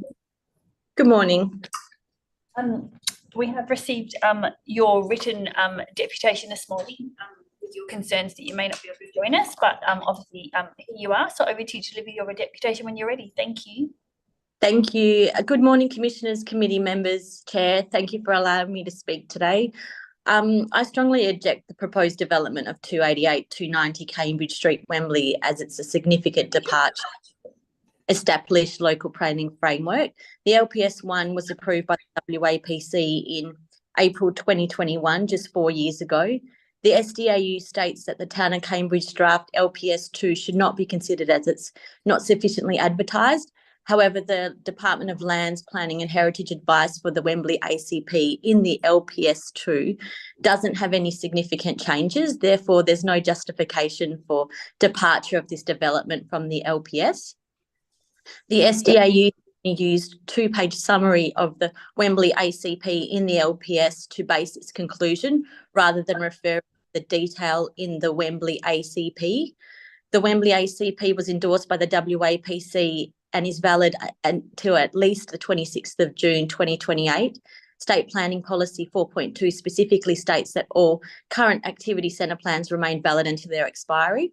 The Wembley ACP was developed with significant community input over many years, and this proposed development goes against what most local residents want. This can be seen by 80% of the respondents in the public consultation opposing the development. Our main objections are the building height, which significantly exceeds the planning framework. The proposed height of 7 stories is a significant departure from the 3 to 5 stories and doesn't meet the Wembley ACP. This is a very real impact for the residents, especially to the north of the proposed development. The height will compromise privacy, light and airflow of neighbouring homes, detracting from the area's livability. Balconies, large apartment windows and rooftop areas are completely open with a direct view overlooking residential neighbours to the north and south, and there have been no concessions made to screen these open areas. Noise will be another real issue. Noise from parking roller doors on Dargan Lane and noise from balconies and rooftops will create amplified sound. No studies for noise have been conducted. A considerable amount of additional traffic is to be channelled through a rear narrow laneway. The Dargan laneway is only 4.7 metres wide, with the proposed entry on this laneway being accessed via 3 different directions. It does not provide safe access and is not safe for pedestrians. The parking entrance should come off the main road of Cambridge Street. There are also significant parking shortfalls being proposed to an area which has existed limited parking. The parking study was not conducted during peak periods and for only 2 very short blocks of time. In conclusion, the SDAU cannot disregard the Wembley ACP as it's the most valid planning framework, and the proposal does not warrant the exercise of extraordinary discretion by the SDAU. However, should the development be approved, I ask for the SDAU to consider additions to the development in regards to reduction in the number of stories and variation to the current design to reduce the impact on surrounding and adjoining properties. Thank you. Thank you very much for your presentation today. Appreciate you joining us online. I will now see if there are any questions of members. Oh, yes, go ahead, Commissioner Adair. Thanks, Chair. And thank you for your deputation. You refer a lot to the activity centre plan and it being the most current planning instrument for us to refer to. Are you familiar with the local planning strategy that was approved in 2021 for this area? Yes, that's right. Okay. Yeah, that's what I mentioned to start with, yes. Yeah, because that does actually support this kind of development as opposed to the ACP. Yeah, but we are in the east zone of that Wembley ACP, and when they're referring to it, it's the west zone. So we're not in the same precinct, and it's the same corridor, but we're further down. All right, thank you. That's okay. Thank you for the clarification. Also, I just wanted to note, just because extraordinary discretion was referenced, and under the 11B pathway, the SPC does have the ability to trigger extraordinary discretion provisions under Part S 171R of the Planning and Development Act. And I just wanted to note that this is not being utilised. The planning report has been written within the local planning framework, and that we are being asked to, or recommended, sorry, to determine this in keeping with the local planning framework and not exercising that extraordinary discretion that does become available when the local planning framework is outdated. So I just thought that might be useful information for you. Thank you. I'm not very, I've learned a lot in this process. Oh, look, and sorry to quote sections of the Act at you, that's probably not very accessible, but I just wanted to make, in very clear terms, it just means that we're not exercising extraordinary discretion that the pathway does have available to us. So just wanted to make that clear for you. No, that's fine. I had that originally in my thing, but it was too long, so I understand what you're saying. Thank you, and I've done extremely well. Planning is not easy, so thank you very much for your deputation today. Oh, sorry, members, are there any other questions? No, thank you.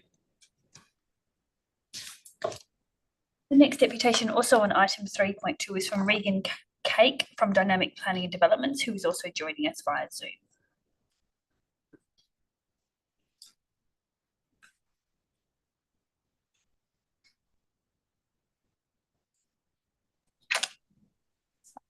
Good morning, everyone. Can you hear me? We can. Thanks very much. Good morning, Regan. We will bring up your PowerPoint presentation and invite you to commit to your deputation. Thank you. Amazing. Thank you.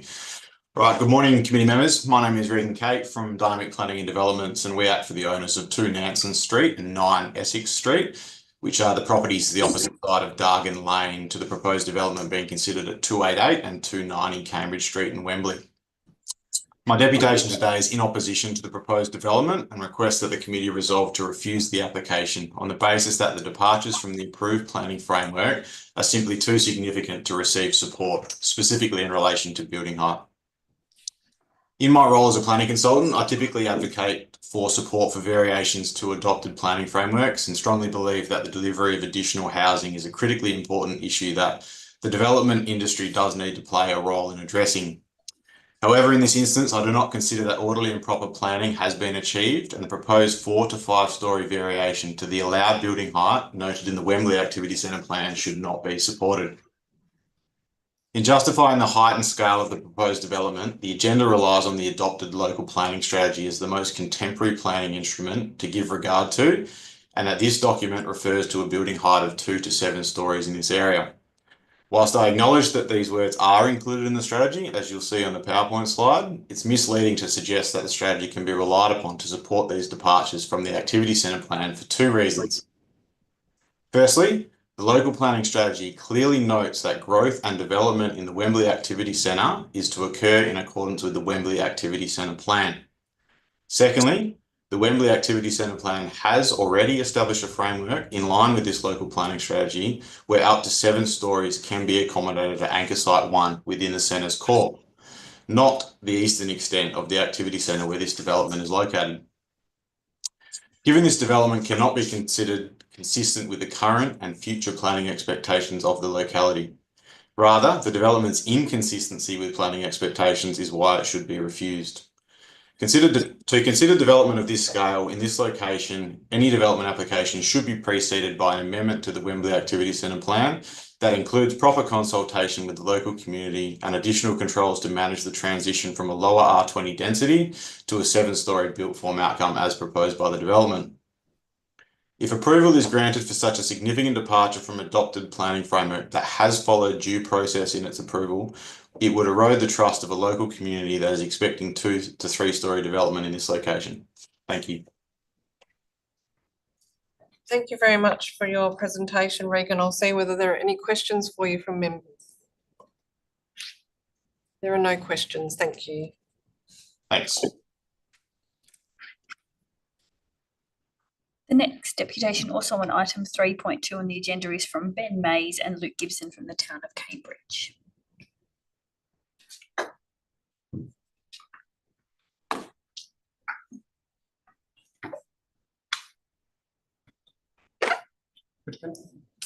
Thank you. Good morning, Chair, Commissioners and members, and also thank you to the previous deputies on this matter. On behalf of the town of Cambridge and our community, we urge you to refuse the proposed 7-storey development at 288 to 290 Cambridge Street. Put simply, it's too tall, too bulky, and does not provide enough parking. First, I need to address a misconception in the report. The department claims that our draft local planning scheme number 2 is being held in abeyance. This is simply incorrect. In March of this year, our council resolved to submit a formal response to the department's suggested changes to the draft scheme, and the ball is now in the department's court awaiting a decision of this committee. What's also concerning is that according to the report, no weight has been afforded to draft LPS 2 in the department's assessment of this proposal, given it hasn't been publicly advertised, while at the same time criticising the proposed density coding of RSE 4 for this site. This 7-storey, 23-metre building towers over the Wembley Activity Centre's 3-storey limit, 5 storeys at most, with a heritage facade bonus for lot 540. The 7-storey rear wall, just 3.9 metres from Dargan Lane, overwhelms the nearby single houses. This is at odds with State Planning Policy 7.0, which requires development to respect the area's low-scale character. This proposal also falls short by 25 parking bays, 6 for visitors and 19 for commercial. This will create parking issues on surrounding streets and set an impactful precedent. The department says that on-street parking can handle it, citing a survey showing 42 free spaces at peak times. But this ignores how future projects potentially copying this shortfall will choke the area's parking. The Activity Centre's walkability goal doesn't justify such a massive parking shortfall for a project of this size. It's simply not good enough to proceed to approve this development with this parking shortfall. The department argues the height and rear interface fits the local planning strategy's 2 to 7-storey range, but with respect, they've ignored 2 critical points. First of all, the finer grain details within the strategy limits the eastern precinct, where the site sits, to 3 storeys. 7 storeys is far beyond acceptable. Secondly, the strategy requires, and I quote, careful consideration to protect the amenity of adjacent suburban areas. This proposal, with its imposing bulk and minimal setbacks, fails to do this. The department's report doesn't address how the 7-storey wall mitigates its impact on the dwellings to the north. For the record, the town of Cambridge is not against well-planned, sensible urban renewal. That's why we're doing everything we can to ensure that our planning framework remains contemporary whilst preserving the character of the town and balancing the expectations of our current and future residents. Approving this development would undermine trust in planning frameworks meant to balance density with livability. It further risks turning the community against well-managed infill development, which is one of the WAPC's main goals. I put it to you today that this report fails to properly consider all of the relevant aspects, despite what you may hear in rebuttal to my deputation when you determine this item. Therefore, I respectfully urge you to refuse this application and request that the applicant resubmit an application for a smaller 3 to 4-storey development. Thank you for your time this morning. Happy to take questions. Very much, Ben and Luke, for joining us today. Members, are there questions? Go ahead. Thank you. Through the chair, can I just ask, was there liaison or negotiation between the council and the proponents prior to this process through the SDAU? Go that question to Mr. Gibson. Through the chair, not to my knowledge, no. As we're aware, it was through the department. Thank you. Through the chair, if I may also then ask, so in terms of the intended progress for revisions to the planning scheme, you said that it's currently being held in abeyance, but that is not your perspective. What is the intended process from here? Like, what is the timeframe in which you're expecting a new scheme to be developed or advertised? Through the chair, as the Deputy Mayor has said, the matter was considered by Council in March of this year and has now been provided to the Department Schemes team. Our understanding from Mr. Miller's team is that will be considered by the SPC in the coming months, with an expectation that it will be advertised for public consultation later this year and ultimately referred back to Council for consideration on the very late this year or early next year. Thank you. Members? Perhaps I could ask a question in relation to the fact that this is a corridor, that the strategy does talk to the 2 to 7 stories. Is this a location where you would like to see more density emerge in relation to the need for density? We had a broader discussion on other matters that we've dealt with where we sort of talked about the Amendment 31 not wanting to have a proliferation of infill, and that, you know, corridors do provide that opportunity. So we have heard deputations today around 2 to 3 stories, but I'm just really seeking some input from you in relation to the delivery of density on a corridor like Cambridge Street as an opportunity to meet infill targets. Through the chair, certainly the strategy and the ACP both acknowledge that the corridor is an opportunity for intensification, but that is not without limit, as has been suggested by the Deputy Mayor and previous Deputy, Mr. Cake. There are controls in place through the ACP, and the DBIH's report referring to a maximum of 7 it's selective with respect. This particular component of the precinct is identified for less than that. There are elements and locations, particular sections of the precinct that are identified for 7. And as Mr. Cake suggested, that is the hotel anchor site. We don't dispute that at all, but certainly with the actual subject location, it is not providing a maximum height of 7 stories, and to suggest so would be misleading with respect. So in terms of whether there is an appetite for intensification in this location, the short answer is yes, but there are limits on that. Thank you for your response. Any further questions? Thank you very much both for your deputation today. Thanks for joining us. The next deputation, also on item 3.2 on the agenda, will Ben Villadoba, Com Donnelly, and Kylie Shoonans.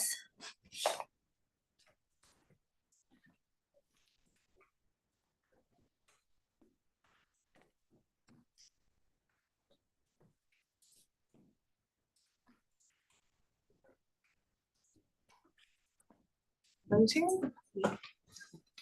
Yes. Thank you, Chairperson, and good morning, SPC members and DPLH officers. My colleague Ben Doyle and I from Planning Solutions and the project architects Kylie Shoonans and Colm Donnelly from Athelloman in support of the proposed mixed-use development at 288 to 290 Cambridge Street, Wembley. We are pleased to receive the SDAU's report and recommendation to approve this application subject to conditions, and we thank the officers at DPLH for their collaboration and engagement throughout the application process. The proposal is suitable for the site and locality. Land uses are permitted under the town's local planning. It's generally consistent with the town's local planning strategy and the R codes. Development has been designed to ensure it is respectful of the existing scale and character of the area, and Kylie will speak more to the proposed design initiatives. In relation to the conditions included in the SDAU's report, we've reviewed and are largely in support of these. We do, however, request condition 12A and 25A and B be modified as outlined in our deputation summary, which we understand the committee members have introduced. I respectfully ask the committee to approve this application and I also note that previous speakers on this item this morning have addressed other matters, but as there's a large agenda, I'll narrow to that length by responding to every matter in detail. We're confident that we've addressed all the issues in our application and the response to information process. And if the committee members have any other questions, we're happy to answer them.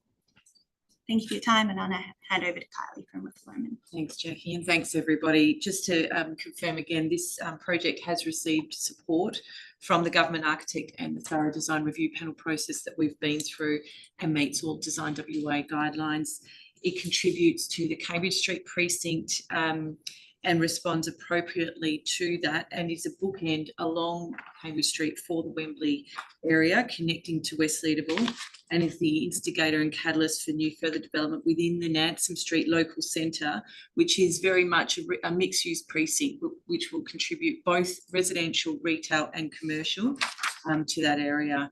We believe that it also aligns appropriately to the 6-storey building that sits adjacent to that on the southern side of Cambridge Street, and responds appropriately to that from a height respect. And we've also worked really carefully to ensure that daylight is not compromised to passers-by on Cambridge Street, and we've stepped the building appropriately for that onto the southern side of the street. And this has also been supported from a height perspective from the design review.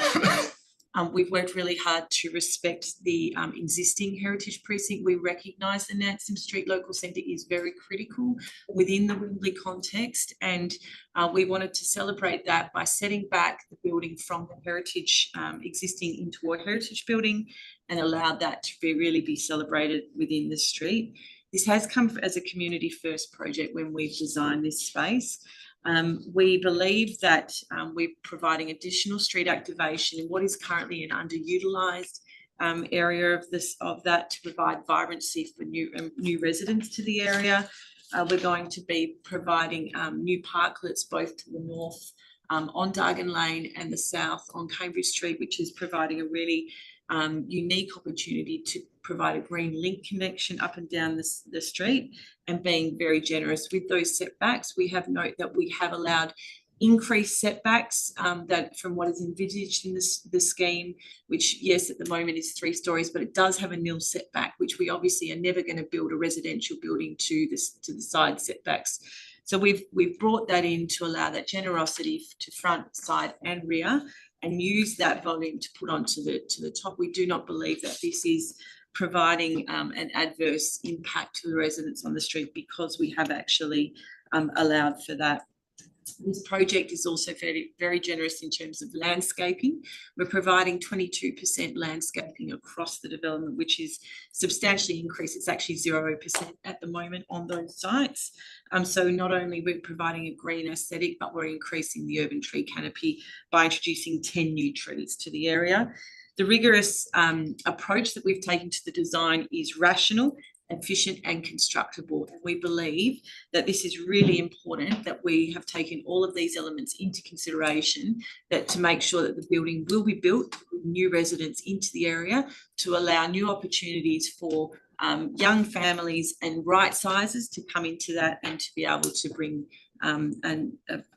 appropriate housing into the area. And we appreciate your support so far in this matter, and happy to take it. Thank you, Kylie, for attending and for your deputation today. Members, questions? Go ahead, Member Moore, and then. Oh, I just had 2 questions really that arise from the 2 people who've spoken. Right. First of all, Mr. Gow was concerned about the possibility of redevelopment of his site to I think it is. Do you have a response to that, noting that the balcony that I think he's concerned about has, I think, a 3.8 metre setback? I just wondered if you had a response. Yeah, certainly. So obviously, to comply with Design WA, we have to provide a setback to the side boundary, just like Mr. Gow would have to if he was to develop his site. So we have obviously taken that into account. There's been a very rigorous approach, both taken to design guidelines and our design, to make sure that we mitigate that for not only our development, but future residents who might be developed next to us. And we actually see that this is very importantly, a catalyst in the centre of the Nansen Street local centre that will allow considerable development on either side to occur as well. So in just specifically, would you see any problems if there was by chance a very large parapet wall on that boundary? Your current design can respond to that. Yes, well, I mean, wondering, that's what his concern was, that there'd be some sort of fight later on down the track. I mean, our design has been taken into account to ensure that there is sufficient ventilation and light. Those side apartments have actually been designed to be maximising the views as well to the north, and that's the way that the design has been focused. Yeah, I think there's a really specific sort of strategy, conscious of the northern neighbours' concerns about reducing the number of apartments facing north. So we've taken the decision to sort of push them inboard, try and maximise amenity, but really be conscious of any neighbouring concerns and reduce the bulk to the north, which has led to those side apartments. And trying to maximise the views with the balconies sticking out a little bit to try and maximise light into the space if the neighbours are so there. And then just the second part of my question was in relation to the northern neighbours, and we had someone speak to that. Just the question primarily about the potential issue of noise from rear vehicular access and the fact that there's a two-storey car parking component. I just wondered if you had a response to that. All of, as a part of the design, and we'll be undertaking work to ensure that the noise is both contained from inside and from outside of the development. And it's what we do as a part of any appropriate design process moving forward post-development application. Go ahead. Through the chair, the item of screening, which I suppose you may have touched on already, I was wondering if you could expand upon the notion of screening has been raised in terms of particularly around privacy and how you feel, whether you feel that screening may be part of the solution or whether you feel that the current measures are sufficient. We've actually provided landscape planters in the area where they are particularly close to the boundary, which will form part of that natural green screening, and we're going to be having wires that actually allow for that to be integrated and carried up the building. So we'll be working through that as a part of the design development process moving forward as well to further detail that up. And I think the current design, we've been conscious of screening, and there was through the DRP process, we're sort of conscious about, the physical screens, is that and restricting amenity. So we've tried to allow for almost like a space frame, so there's flexibility around how tenants can close down that screening in the future. So that's there set up. It's very easy to be amended as required. Thank you. Through the chair, if I may also then in relation to the public art component, because I understand that there is a request around the public art contribution. In terms of, and again, there is already significant discretion that is being sought in terms of the rationale as to why, what is the basis? Because if we apply a position here, what would be the distinction as to why we wouldn't have to do it in any other location? Application to reduce from 1% to 0.5%, and in our deputation summary we described how the connection between that 1% requirement and on the ground the site, how that would be integrated, and given a residential development predominantly facing south, the southern side wouldn't be necessarily to the public, and east and western sides built up over time, as indicated by the previous deputy, that the opportunity for public art on the site may be limited, and that connection between the 1% and what we're proposing is not what it may seem. So, in addition to that, I believe that the overall the cost of a 1% percentage for art, when you amortise that out across the impact of residents as well from an affordability perspective, is equating to approximately $7,000 per dwelling. We're really conscious of that. We recognise that art's a really important part of any development. We will work to integrate it into screens where possible, into the beautiful awning that we're creating along Cambridge Street. But if there is, opportunities as well, there needs to be cash in lieu to mitigate that work, we're welcome to that as well. But we believe that the 0.5% should be recognised, given the cost to actually build apartments these days, and the amortised construction cost over the amount of apartments need to be. Just add retention of that heritage facade itself allows for the flow to the street, and actually public art would integrate with that heritage facade may not be appropriate for that. That's one part of the law. Members, any further questions? Thank you very much for your deputation.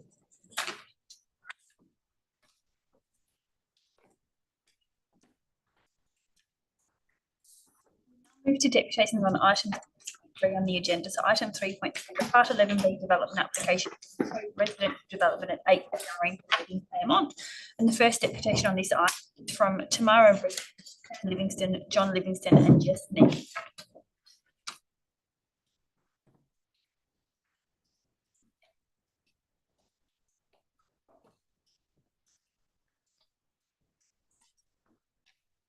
Thank you for letting us speak on this proposal.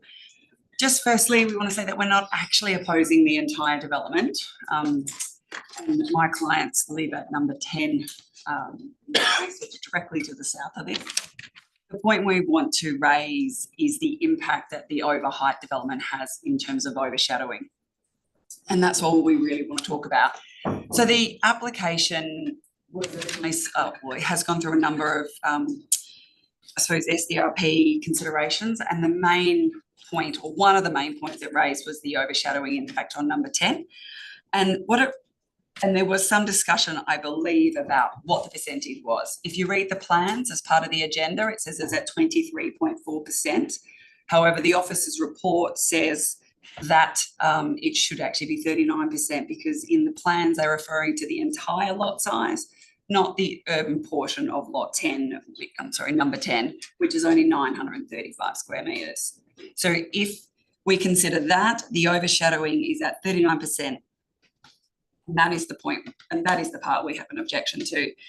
The overshadowing is impacting a house that's been longer than that, but for the family has been in its ownership since about 1930. It is overshadowing a living room window, a bedroom window, solar hot water system, as well as an outdoor living provided by a balcony. And that is the biggest issue, because where is their northern sun? The officer's report also mentioned that the amended plans address that. However, the amended plans still clearly state it in the bottom. It's actually really hard. It's not clearly, but it is a little note to say it is still at 368 square metres of overshadowing. The officer's report recommended a condition, number 4F, which required amendments to the setback potentially of the upper floor or some form to ensure that the solar panels weren't going to be overshadowed. However, we just want to reiterate that we want it to comply with the 35% requirement here, because we may not have complete sunlight into those living areas. However, if it at least complies, it will go a long way into the living family here. Is there anything else you want to add? Obviously, the significant height has a big impact on the home. And the biggest height on the proposed development is on our northern boundary, which we sit obviously to the southern. It's much lower where the applicant owns the other part of the site. So that's, we just like that assess that, that it's compliant with the overshadowing, then we retain some northern sunlight, which is not unreasonable given we live there and it's developed. Thank you. Thank you very much for your deputation today. Members, are there any questions? No questions, but we thank you for that. Deputation also on item 3.3 in the agenda, Michael Hancock from the town of Claremont. Yes, Vice.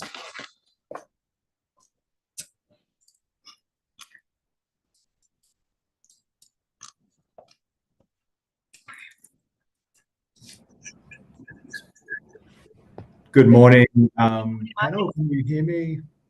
Thank you. Please Great. go ahead when you're ready. Thank you, Chair and members of the SPC. Firstly, the town is supportive of the officer's recommendation and appreciates the certainty of protecting and maintaining the town's assets through the provision of the easement. The development is located on Bindaring Parade, which is an important north-south thoroughfare and one of 2 southwestern entry points to the town. In addition, the site sits atop the Freshwater Bay Escarpment and is highly visible from the Swan River. The proposed development for 8 multiple dwellings results in a maximum building height of 13.6 metres, which is 7 metres greater than the maximum height allowed by local planning scheme number 3. As a result of the additional height and due to the size of the site, the building will be prominent from both Bindaring Parade and the Swan River. Local Planning Policy 207, Public Art, seeks to enhance sense of place and improve the legibility of public places through the provision of public art with a contribution of 1% the development cost where the value exceeds $1 million. The value of the proposed development is $25.8 million and would attract a $258,000 public art provision. The officer's report notes the town's recommendation for a public art provision, however, does not recommend such a condition be included on an approval. The officer suggests that the design of the building wouldn't allow the wider community to access the public art from Bindaring Parade, and that the MRS reservation at the rear prevents the art from being placed there. It is not unusual for developments of this scale to incorporate public art on the structure itself, meaning the public art is not necessarily publicly accessible, but is still publicly viewable. In addition, the public art can be paid as a cash in lieu contribution for the local government to provide a public artwork within a close proximity to the development, ensuring public accessibility. We can establish a direct nexus between the increased development potential of the site with the provision of public art in accordance with the policy. As discussed in the report, the development exceeds the maximum building height by 7 metres and does not meet the minimum or average site areas per dwelling. Combined, these represent a greater development outcome than other properties within the immediate locality and what could ordinarily be granted outside of the significant development pathway process due to the absence of discretion to vary the maximum building height. This increased development potential results in a prominent building capable of providing broader benefits through the provision of public art. In conclusion, the town requests the SPC consider including a public art contribution condition. Thank you. Thank you very much, Michael. Your point is very clear. I'll just go to members to see if there are any questions of you. There are no questions, but we will discuss when we come to the item. Thank you. Thank you. Oh, my apologies. No questions. Just a question to the chair. Oh, yes, sure. If this is an appropriate time. I think I'm going to need to declare a conflict of interest for this item, as I didn't fully appreciate that Kim Muir. I know Kim Muir quite well, and also it's written here in deputation that she's as Kim Livingston. It's only come to my realisation at this point in time that I think I will definitely be declaring. I'd prefer, due to conflict of interest, not to be involved in the discussions and decision making. Okay, so having a close relationship with the southern neighbour. Okay, all right. Would you like to step out while we continue? I to think listen that's to probably applications? right. Yeah, thank you. We can deal with the paperwork. Understand the different surnames. It's just different surnames. No, that's fine. Thank you. What's my married name? No, it's not an issue. It's not your issue. Sorry. No harm done. No decision making has been made, and the declaration has been made, and we will ensure the documentation is appropriately filled in. So that's all fine. Thank you very much. So we'll now move. Oh, sorry, Sam. I'm taking for here. We now move to the next deputation on item 3.3 on the agenda, and welcome Ben Doyle from Planning, Leisha Aberrell from Giorgio.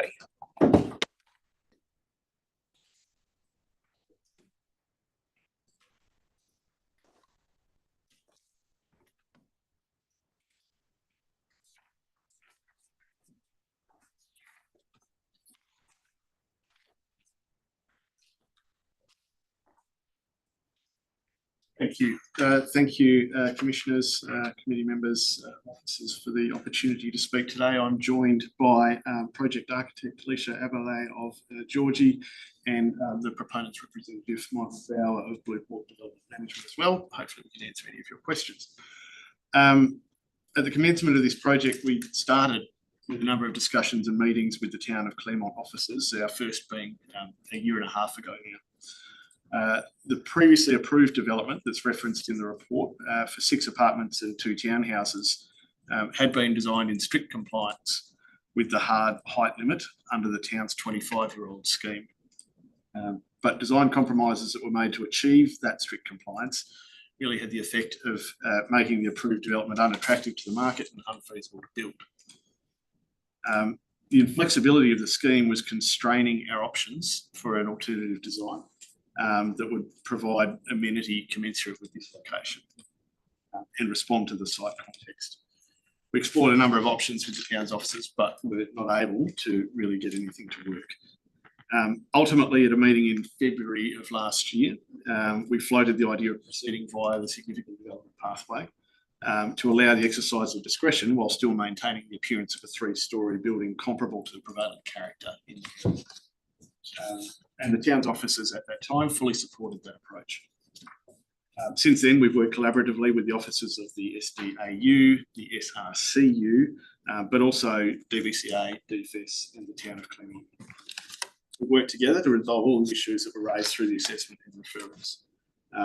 Importantly, this proposal was unanimously supported by resolutions of the Claremont Council.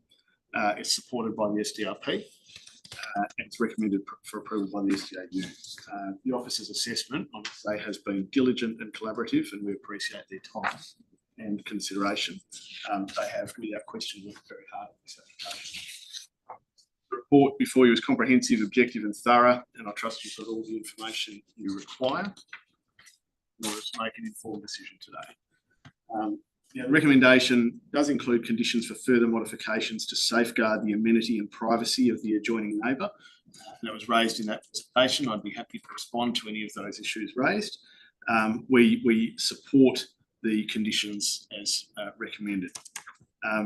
With regard to the town's deputation in relation to public art, we concur with the report's recommendation and assessment, which concludes that there is no demonstrated need or nexus between the proposed development and the town's desire for public art. Now, we've made some requests for minor changes to condition 25 and advice note J brackets 2 to remove what's an apparent error and simplify the clearance process. And we would also ask that you would consider a minor modification to condition 4F, which was discussed by the neighbour as well, to allow for a negotiated solution to everyone's satisfaction contemplated. And I'll discuss that further. But really, subject to those minor amendments, we're very supportive of this report and recommendation. We'd be pleased to answer any questions. Thank you. Thank you very much for your deputation. Any questions, members? Ed? Thank you. Through the chair, if in terms of the issue of overshadowing and your proposal around the opportunities that may exist in terms of negotiation, can you please speak to that in terms of how you feel that that might be able to be addressed? Certainly.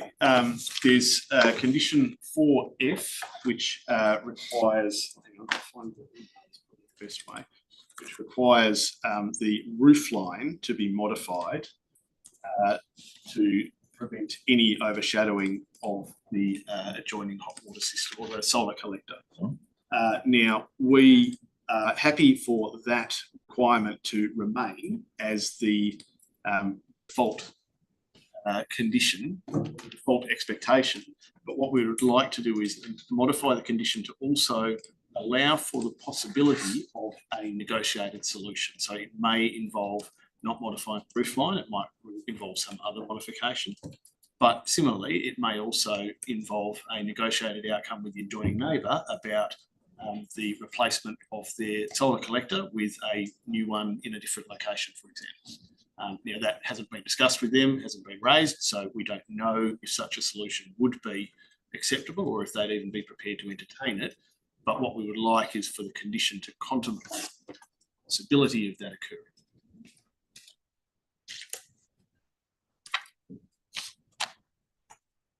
Thank you.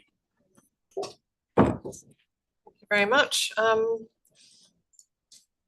the public art, probably one I should have asked the town of Claremont. It's interesting that they seem to require public art contribution for residential when many other local governments require for mixed use and commercial. Do you have any comment on that? Look, I think the the desire for public art has, despite what the town's deputation said, they haven't really established anything about this proposal that finds the need for public art in this location or any location. There's no suggestion that the street fronting design of this requires any sort of mitigation or improvement through the provision of public art. There's no suggestion that this development would attract the general public to this location to view public art. Do you accept the point about the view from the Swan River? Is that something that the town did put? The view from the Swan River? Well, I mean, to be honest, it would have to be, if it's the view from the Swan River is quite some distance away. It would need to be quite a big, large and quite intrusive piece of art, and the nature of art, and one of the wonderful things about it is it's not always to everyone's taste. If I was purchasing one of these apartments, I'm not sure that I would necessarily want a large piece of public art that may or may not be my preference in my line of sight. Thank you. Any other questions, members? Thank you very much for the deputation today. Thank you.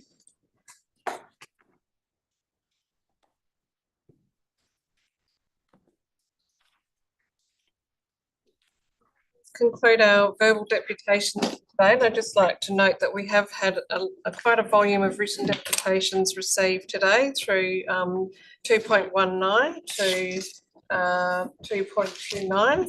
They have all been included in the agenda before us and available to members to read ahead of the meeting.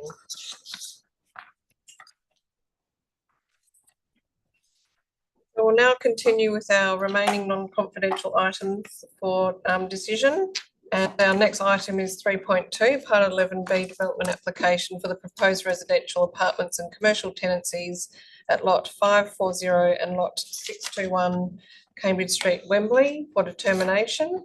And we welcome Paola De Perna, Preeti Kumari and Kira Clark.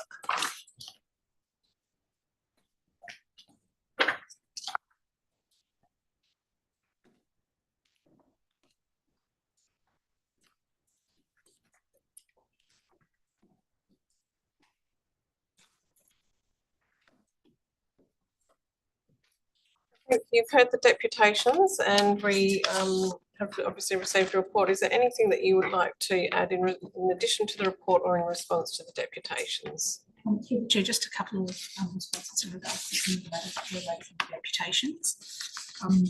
In terms of any future application on an adjoining lot, those applications would be assessed on its merits at the time of which those applications are lodged. Noting that there were concerns raised with regards to water impacts, potentially flooding, I draw SPC's attention to conditions which have been recommended, one being a stormwater management plan and the other being a construction management plan. The construction management plan also includes details with regards to dewatering.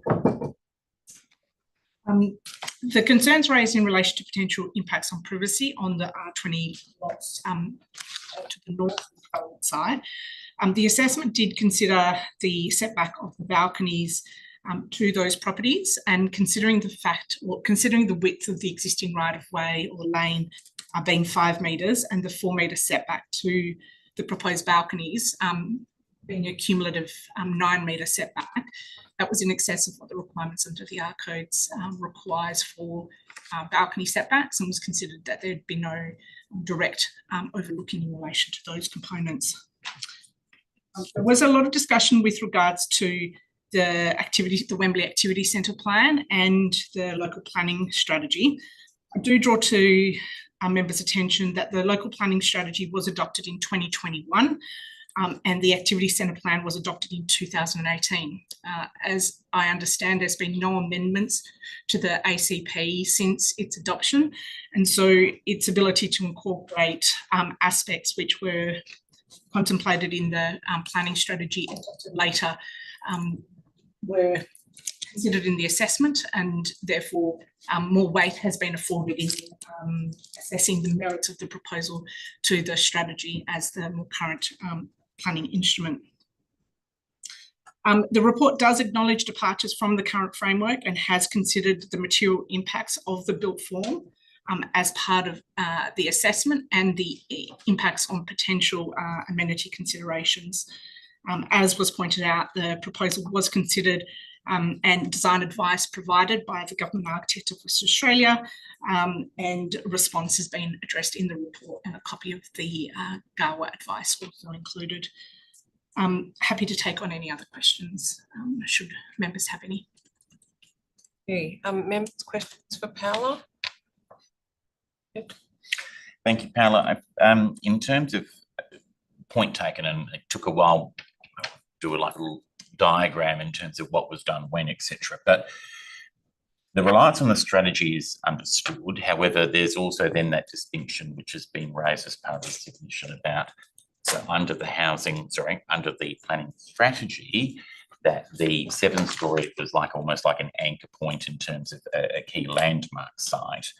And this is not within that defined area. And I'm not asking you to speak on behalf of the Government Architect, but I would ask if you could sort of talk to the rationale in terms of how that 7 stories being applicable in this particular site, how you see that is the rationale behind that.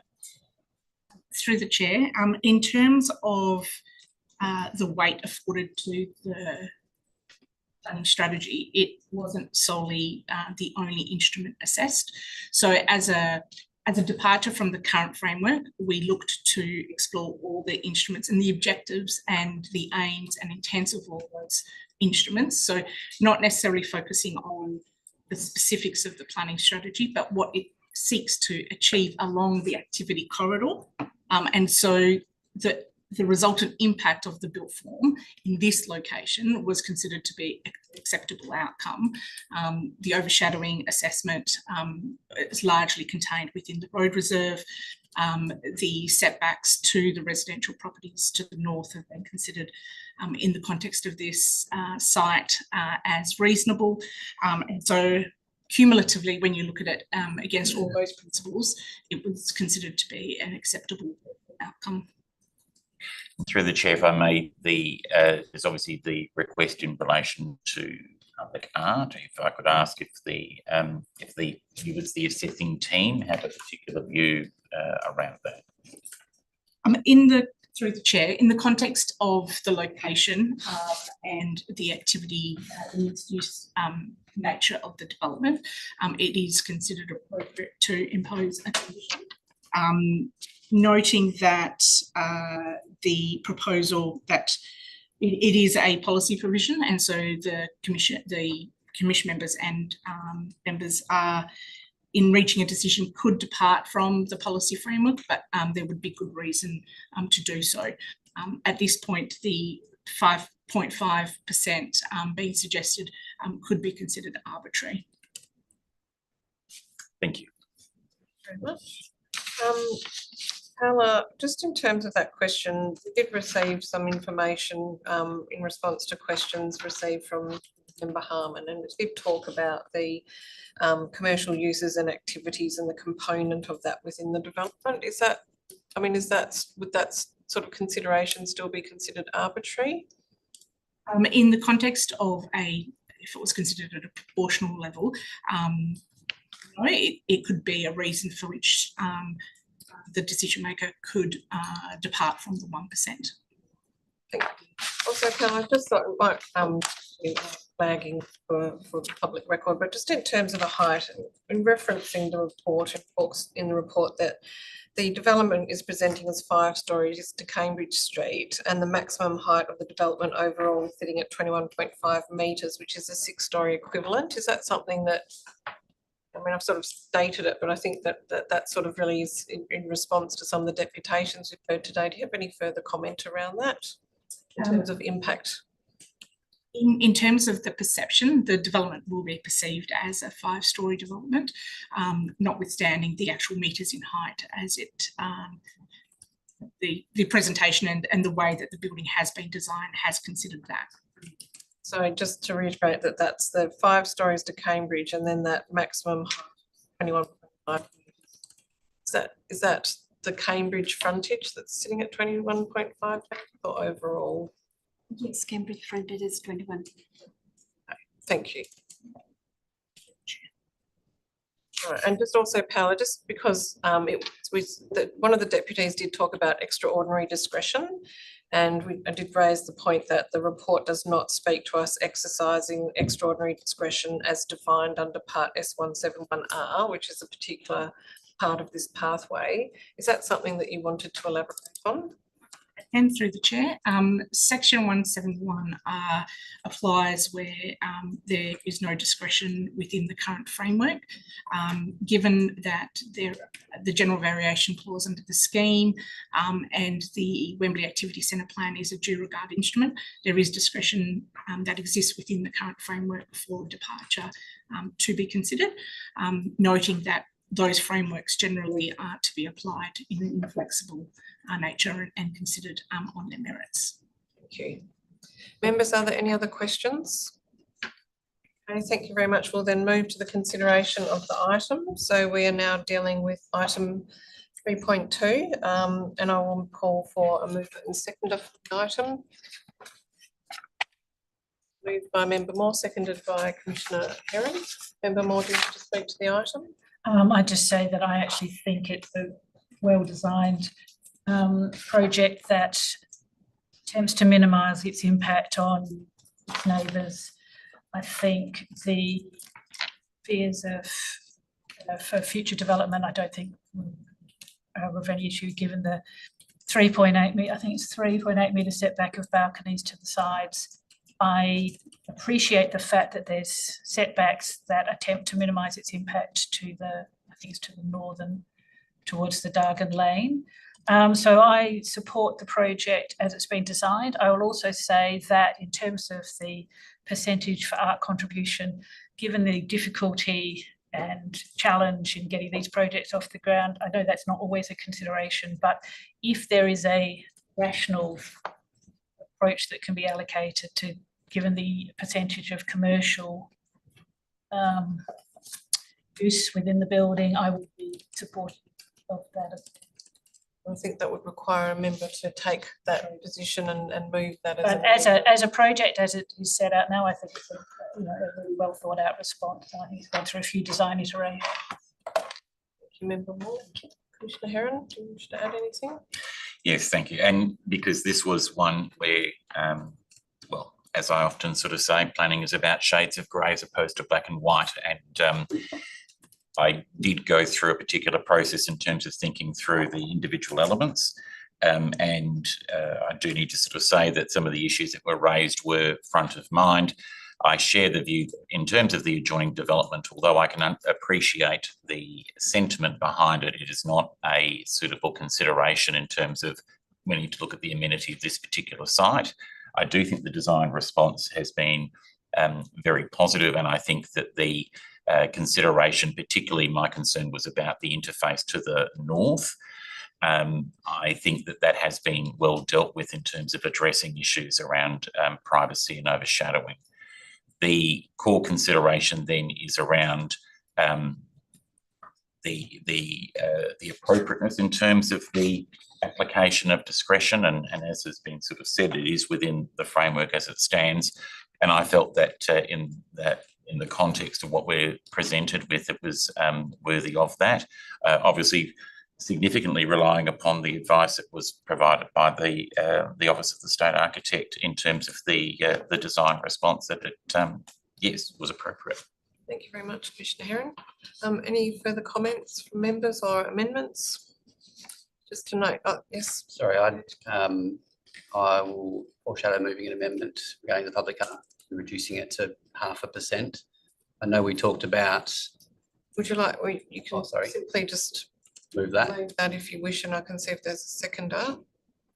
You want to? So you perhaps if you could give us the reason, that might be. Yeah, sure. Look, I think the treatments to the heritage facade and the incorporation of the streetscape elements, I think, go much, much further than what would otherwise be a tokenistic piece of art. Again, moving it on the basis of the heritage facade, not in relation to the component of commercial. Correct. Correct. Okay. Is there a seconder for that?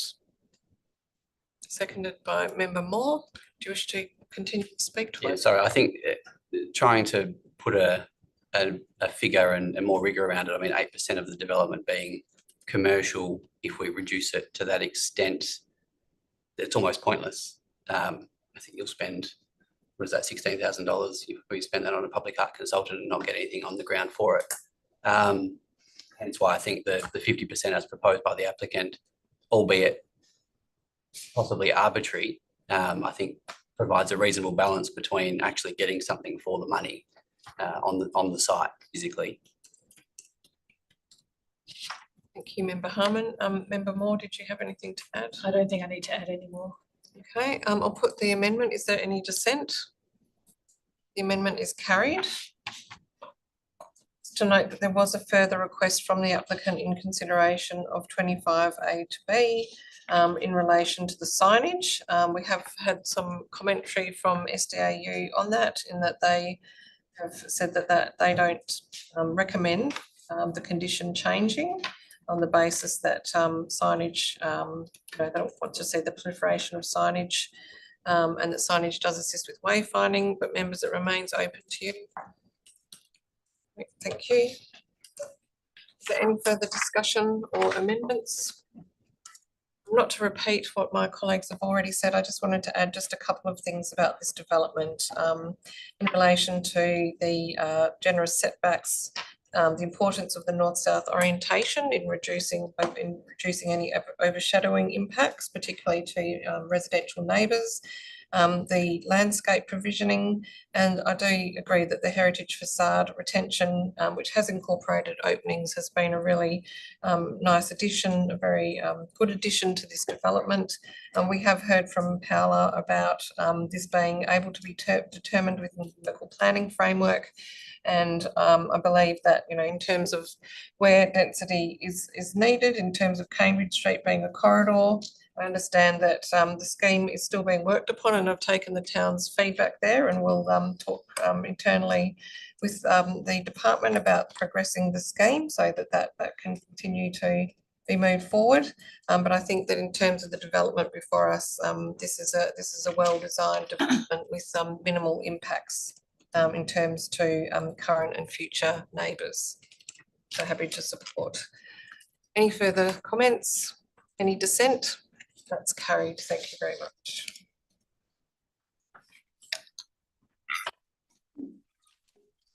We are now moving on to item 3.3, which is part 11B development application for the proposed residential development at 8 in Claremont. And we again have Paola and Cara, and we welcome Nicole. Paola, anything further in relation to what we've heard today? We're happy to take questions.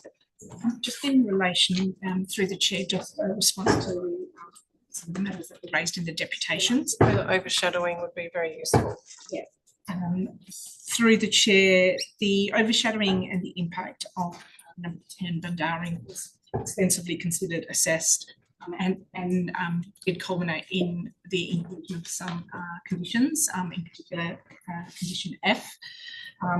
Whilst we note the desire for the development to comply with the percentages of overshadowing under the codes, it's noted that the application to be has been assessed and is to be considered as it's presented and determined on its merits. In relation to the suggestion that condition F be further modified to provide flexibility, to provide alternatives or come to some agreement, that hasn't been explored, and the likelihood will be a question as to how and when that would occur. The alternative wording that was provided by the applicant late in the piece or yesterday has suggested that the design of the development is to be modified, and that wording is very broad and is not necessarily clear as to what sort of modifications and to what extent that would be required. So there is a little bit of ambiguity as to whether the condition is clear enough to enable for that condition to be deemed satisfied through a clearance process. Aside from those comments, I'm happy to take any questions. Members, are there questions on this item? No questions? Okay, can we move straight then to have a mover and seconder for the item? Moved by Commissioner Adair, seconded by Member Franklin. Thank you very much. Commissioner Adair, do you wish to make some comments? Thank you, Chair. Yeah, I think that this is a very good demonstration of how you can get some density into an area like this without it compromising the character of an area as well. I think that the scale of the development and the form of the development is really quite sympathetic to the location that it's within. Yes, it's an affluent area, so it is affordable, more affordable in those areas. However, I think on merit, this is an application that is worthy of support. Thank you. Thank you very much, Commissioner Adair. Member Franklin, do you wish to make any comment? No. Thank you. Also, just to flag that we do have those 3 requests. We've talked about condition 4F, and Paola has talked about whether that is, provides a certainty required. We also have had a request in relation to condition 25, which is in relation to apologies, modification to do with the easement, with the town's easement, and then I think that the SDAU has highlighted that there hasn't been any further discussion, or that the town has advised that there hasn't been any contact or discussion with the applicant regarding the modification proposed, and that they would very much like to continue to be able to agree the easement. So sorry, a bit of a word salad there. It's a long meeting today. I'm sure you can all read it for yourselves to clarify if that was a bit muddled. And also advice note J2, which is to remove the part 2, which talks about providing access to authorised officers to undertake management of the land reserved for parks and recreation. That is supported, and I think has been seen to be an error. So that one we do need to deal with. Right. Advice. Through the chair, just the additional modifications to condition 6.4. Condition 6. In the response to clarification to. Okay, another different piece of paper. Can you refer me to which piece of paper that one was? That's the response to member questions that was circulated.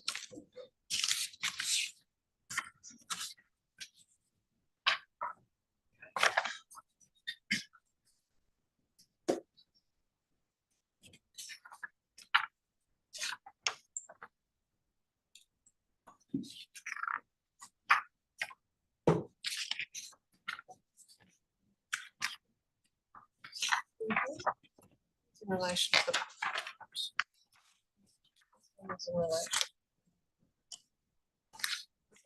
you could send through. I've got 2 different responses to questions here, and I'm struggling to find that one. It was as provided on eScribe in relation to the DPH clarification of member questions that was raised.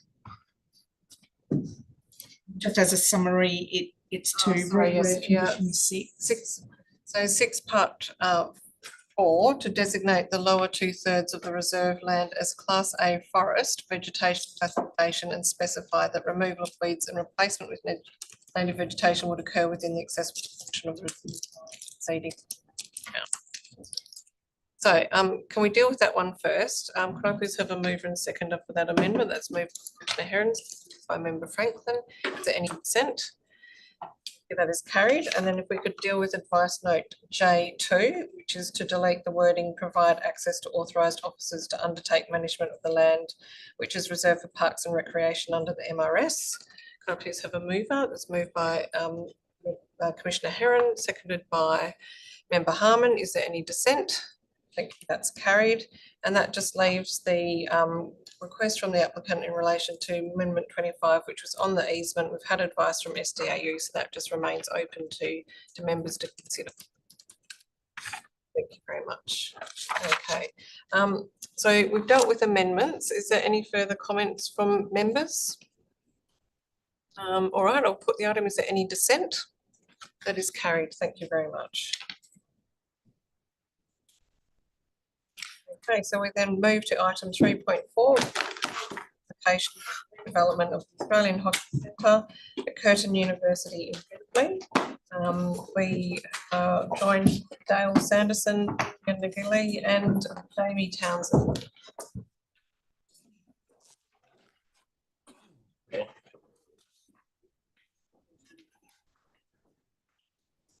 I'm feeling about meetings, so. Oh, it's a we hoot. will have a break after this. It has been a long meeting and appreciate everyone's diligence, so thank you. So I think we can proceed. Oh, and I'm waiting for member more.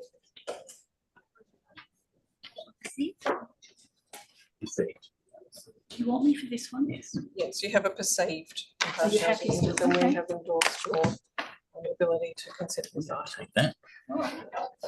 Okay, so item 3.4 is the development application for the redevelopment of the Australian Hockey Centre. I've already said that, haven't I? And we are joined today by Dale and Jamie. Welcome to the meeting.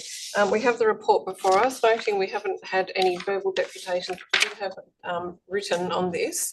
There was in particular a written deputation that talked about a lack of advertising, and I just wanted to note that that also has been responded to by the Director General. A response has gone back to Steve Walker on that item, and that had been circulated to SPC members. Dale or Jamie, is there anything that you wish to add in relation to this item before we go to questions? No, I think if everyone's seen the response from the Director General, that covers everything. Thank you. Thank you. Okay, are there any questions for the team? Okay, well, I'll move straight to seeking a mover and seconder to move the item. Moved by Member Harman, seconded by Commissioner Adair. Any discussion on the item? Any dissent? That is carried. Thank you. Okay, well, that concludes the public items for consideration. Thank you. I hope you wait too long for that. That concludes our consideration of public items at the meeting for today. So I will just now call for a mover and seconder that we move to a confidential session to consider the remaining 2 confidential items. Moved by Commissioner Brooks, seconded by Member Harman. Any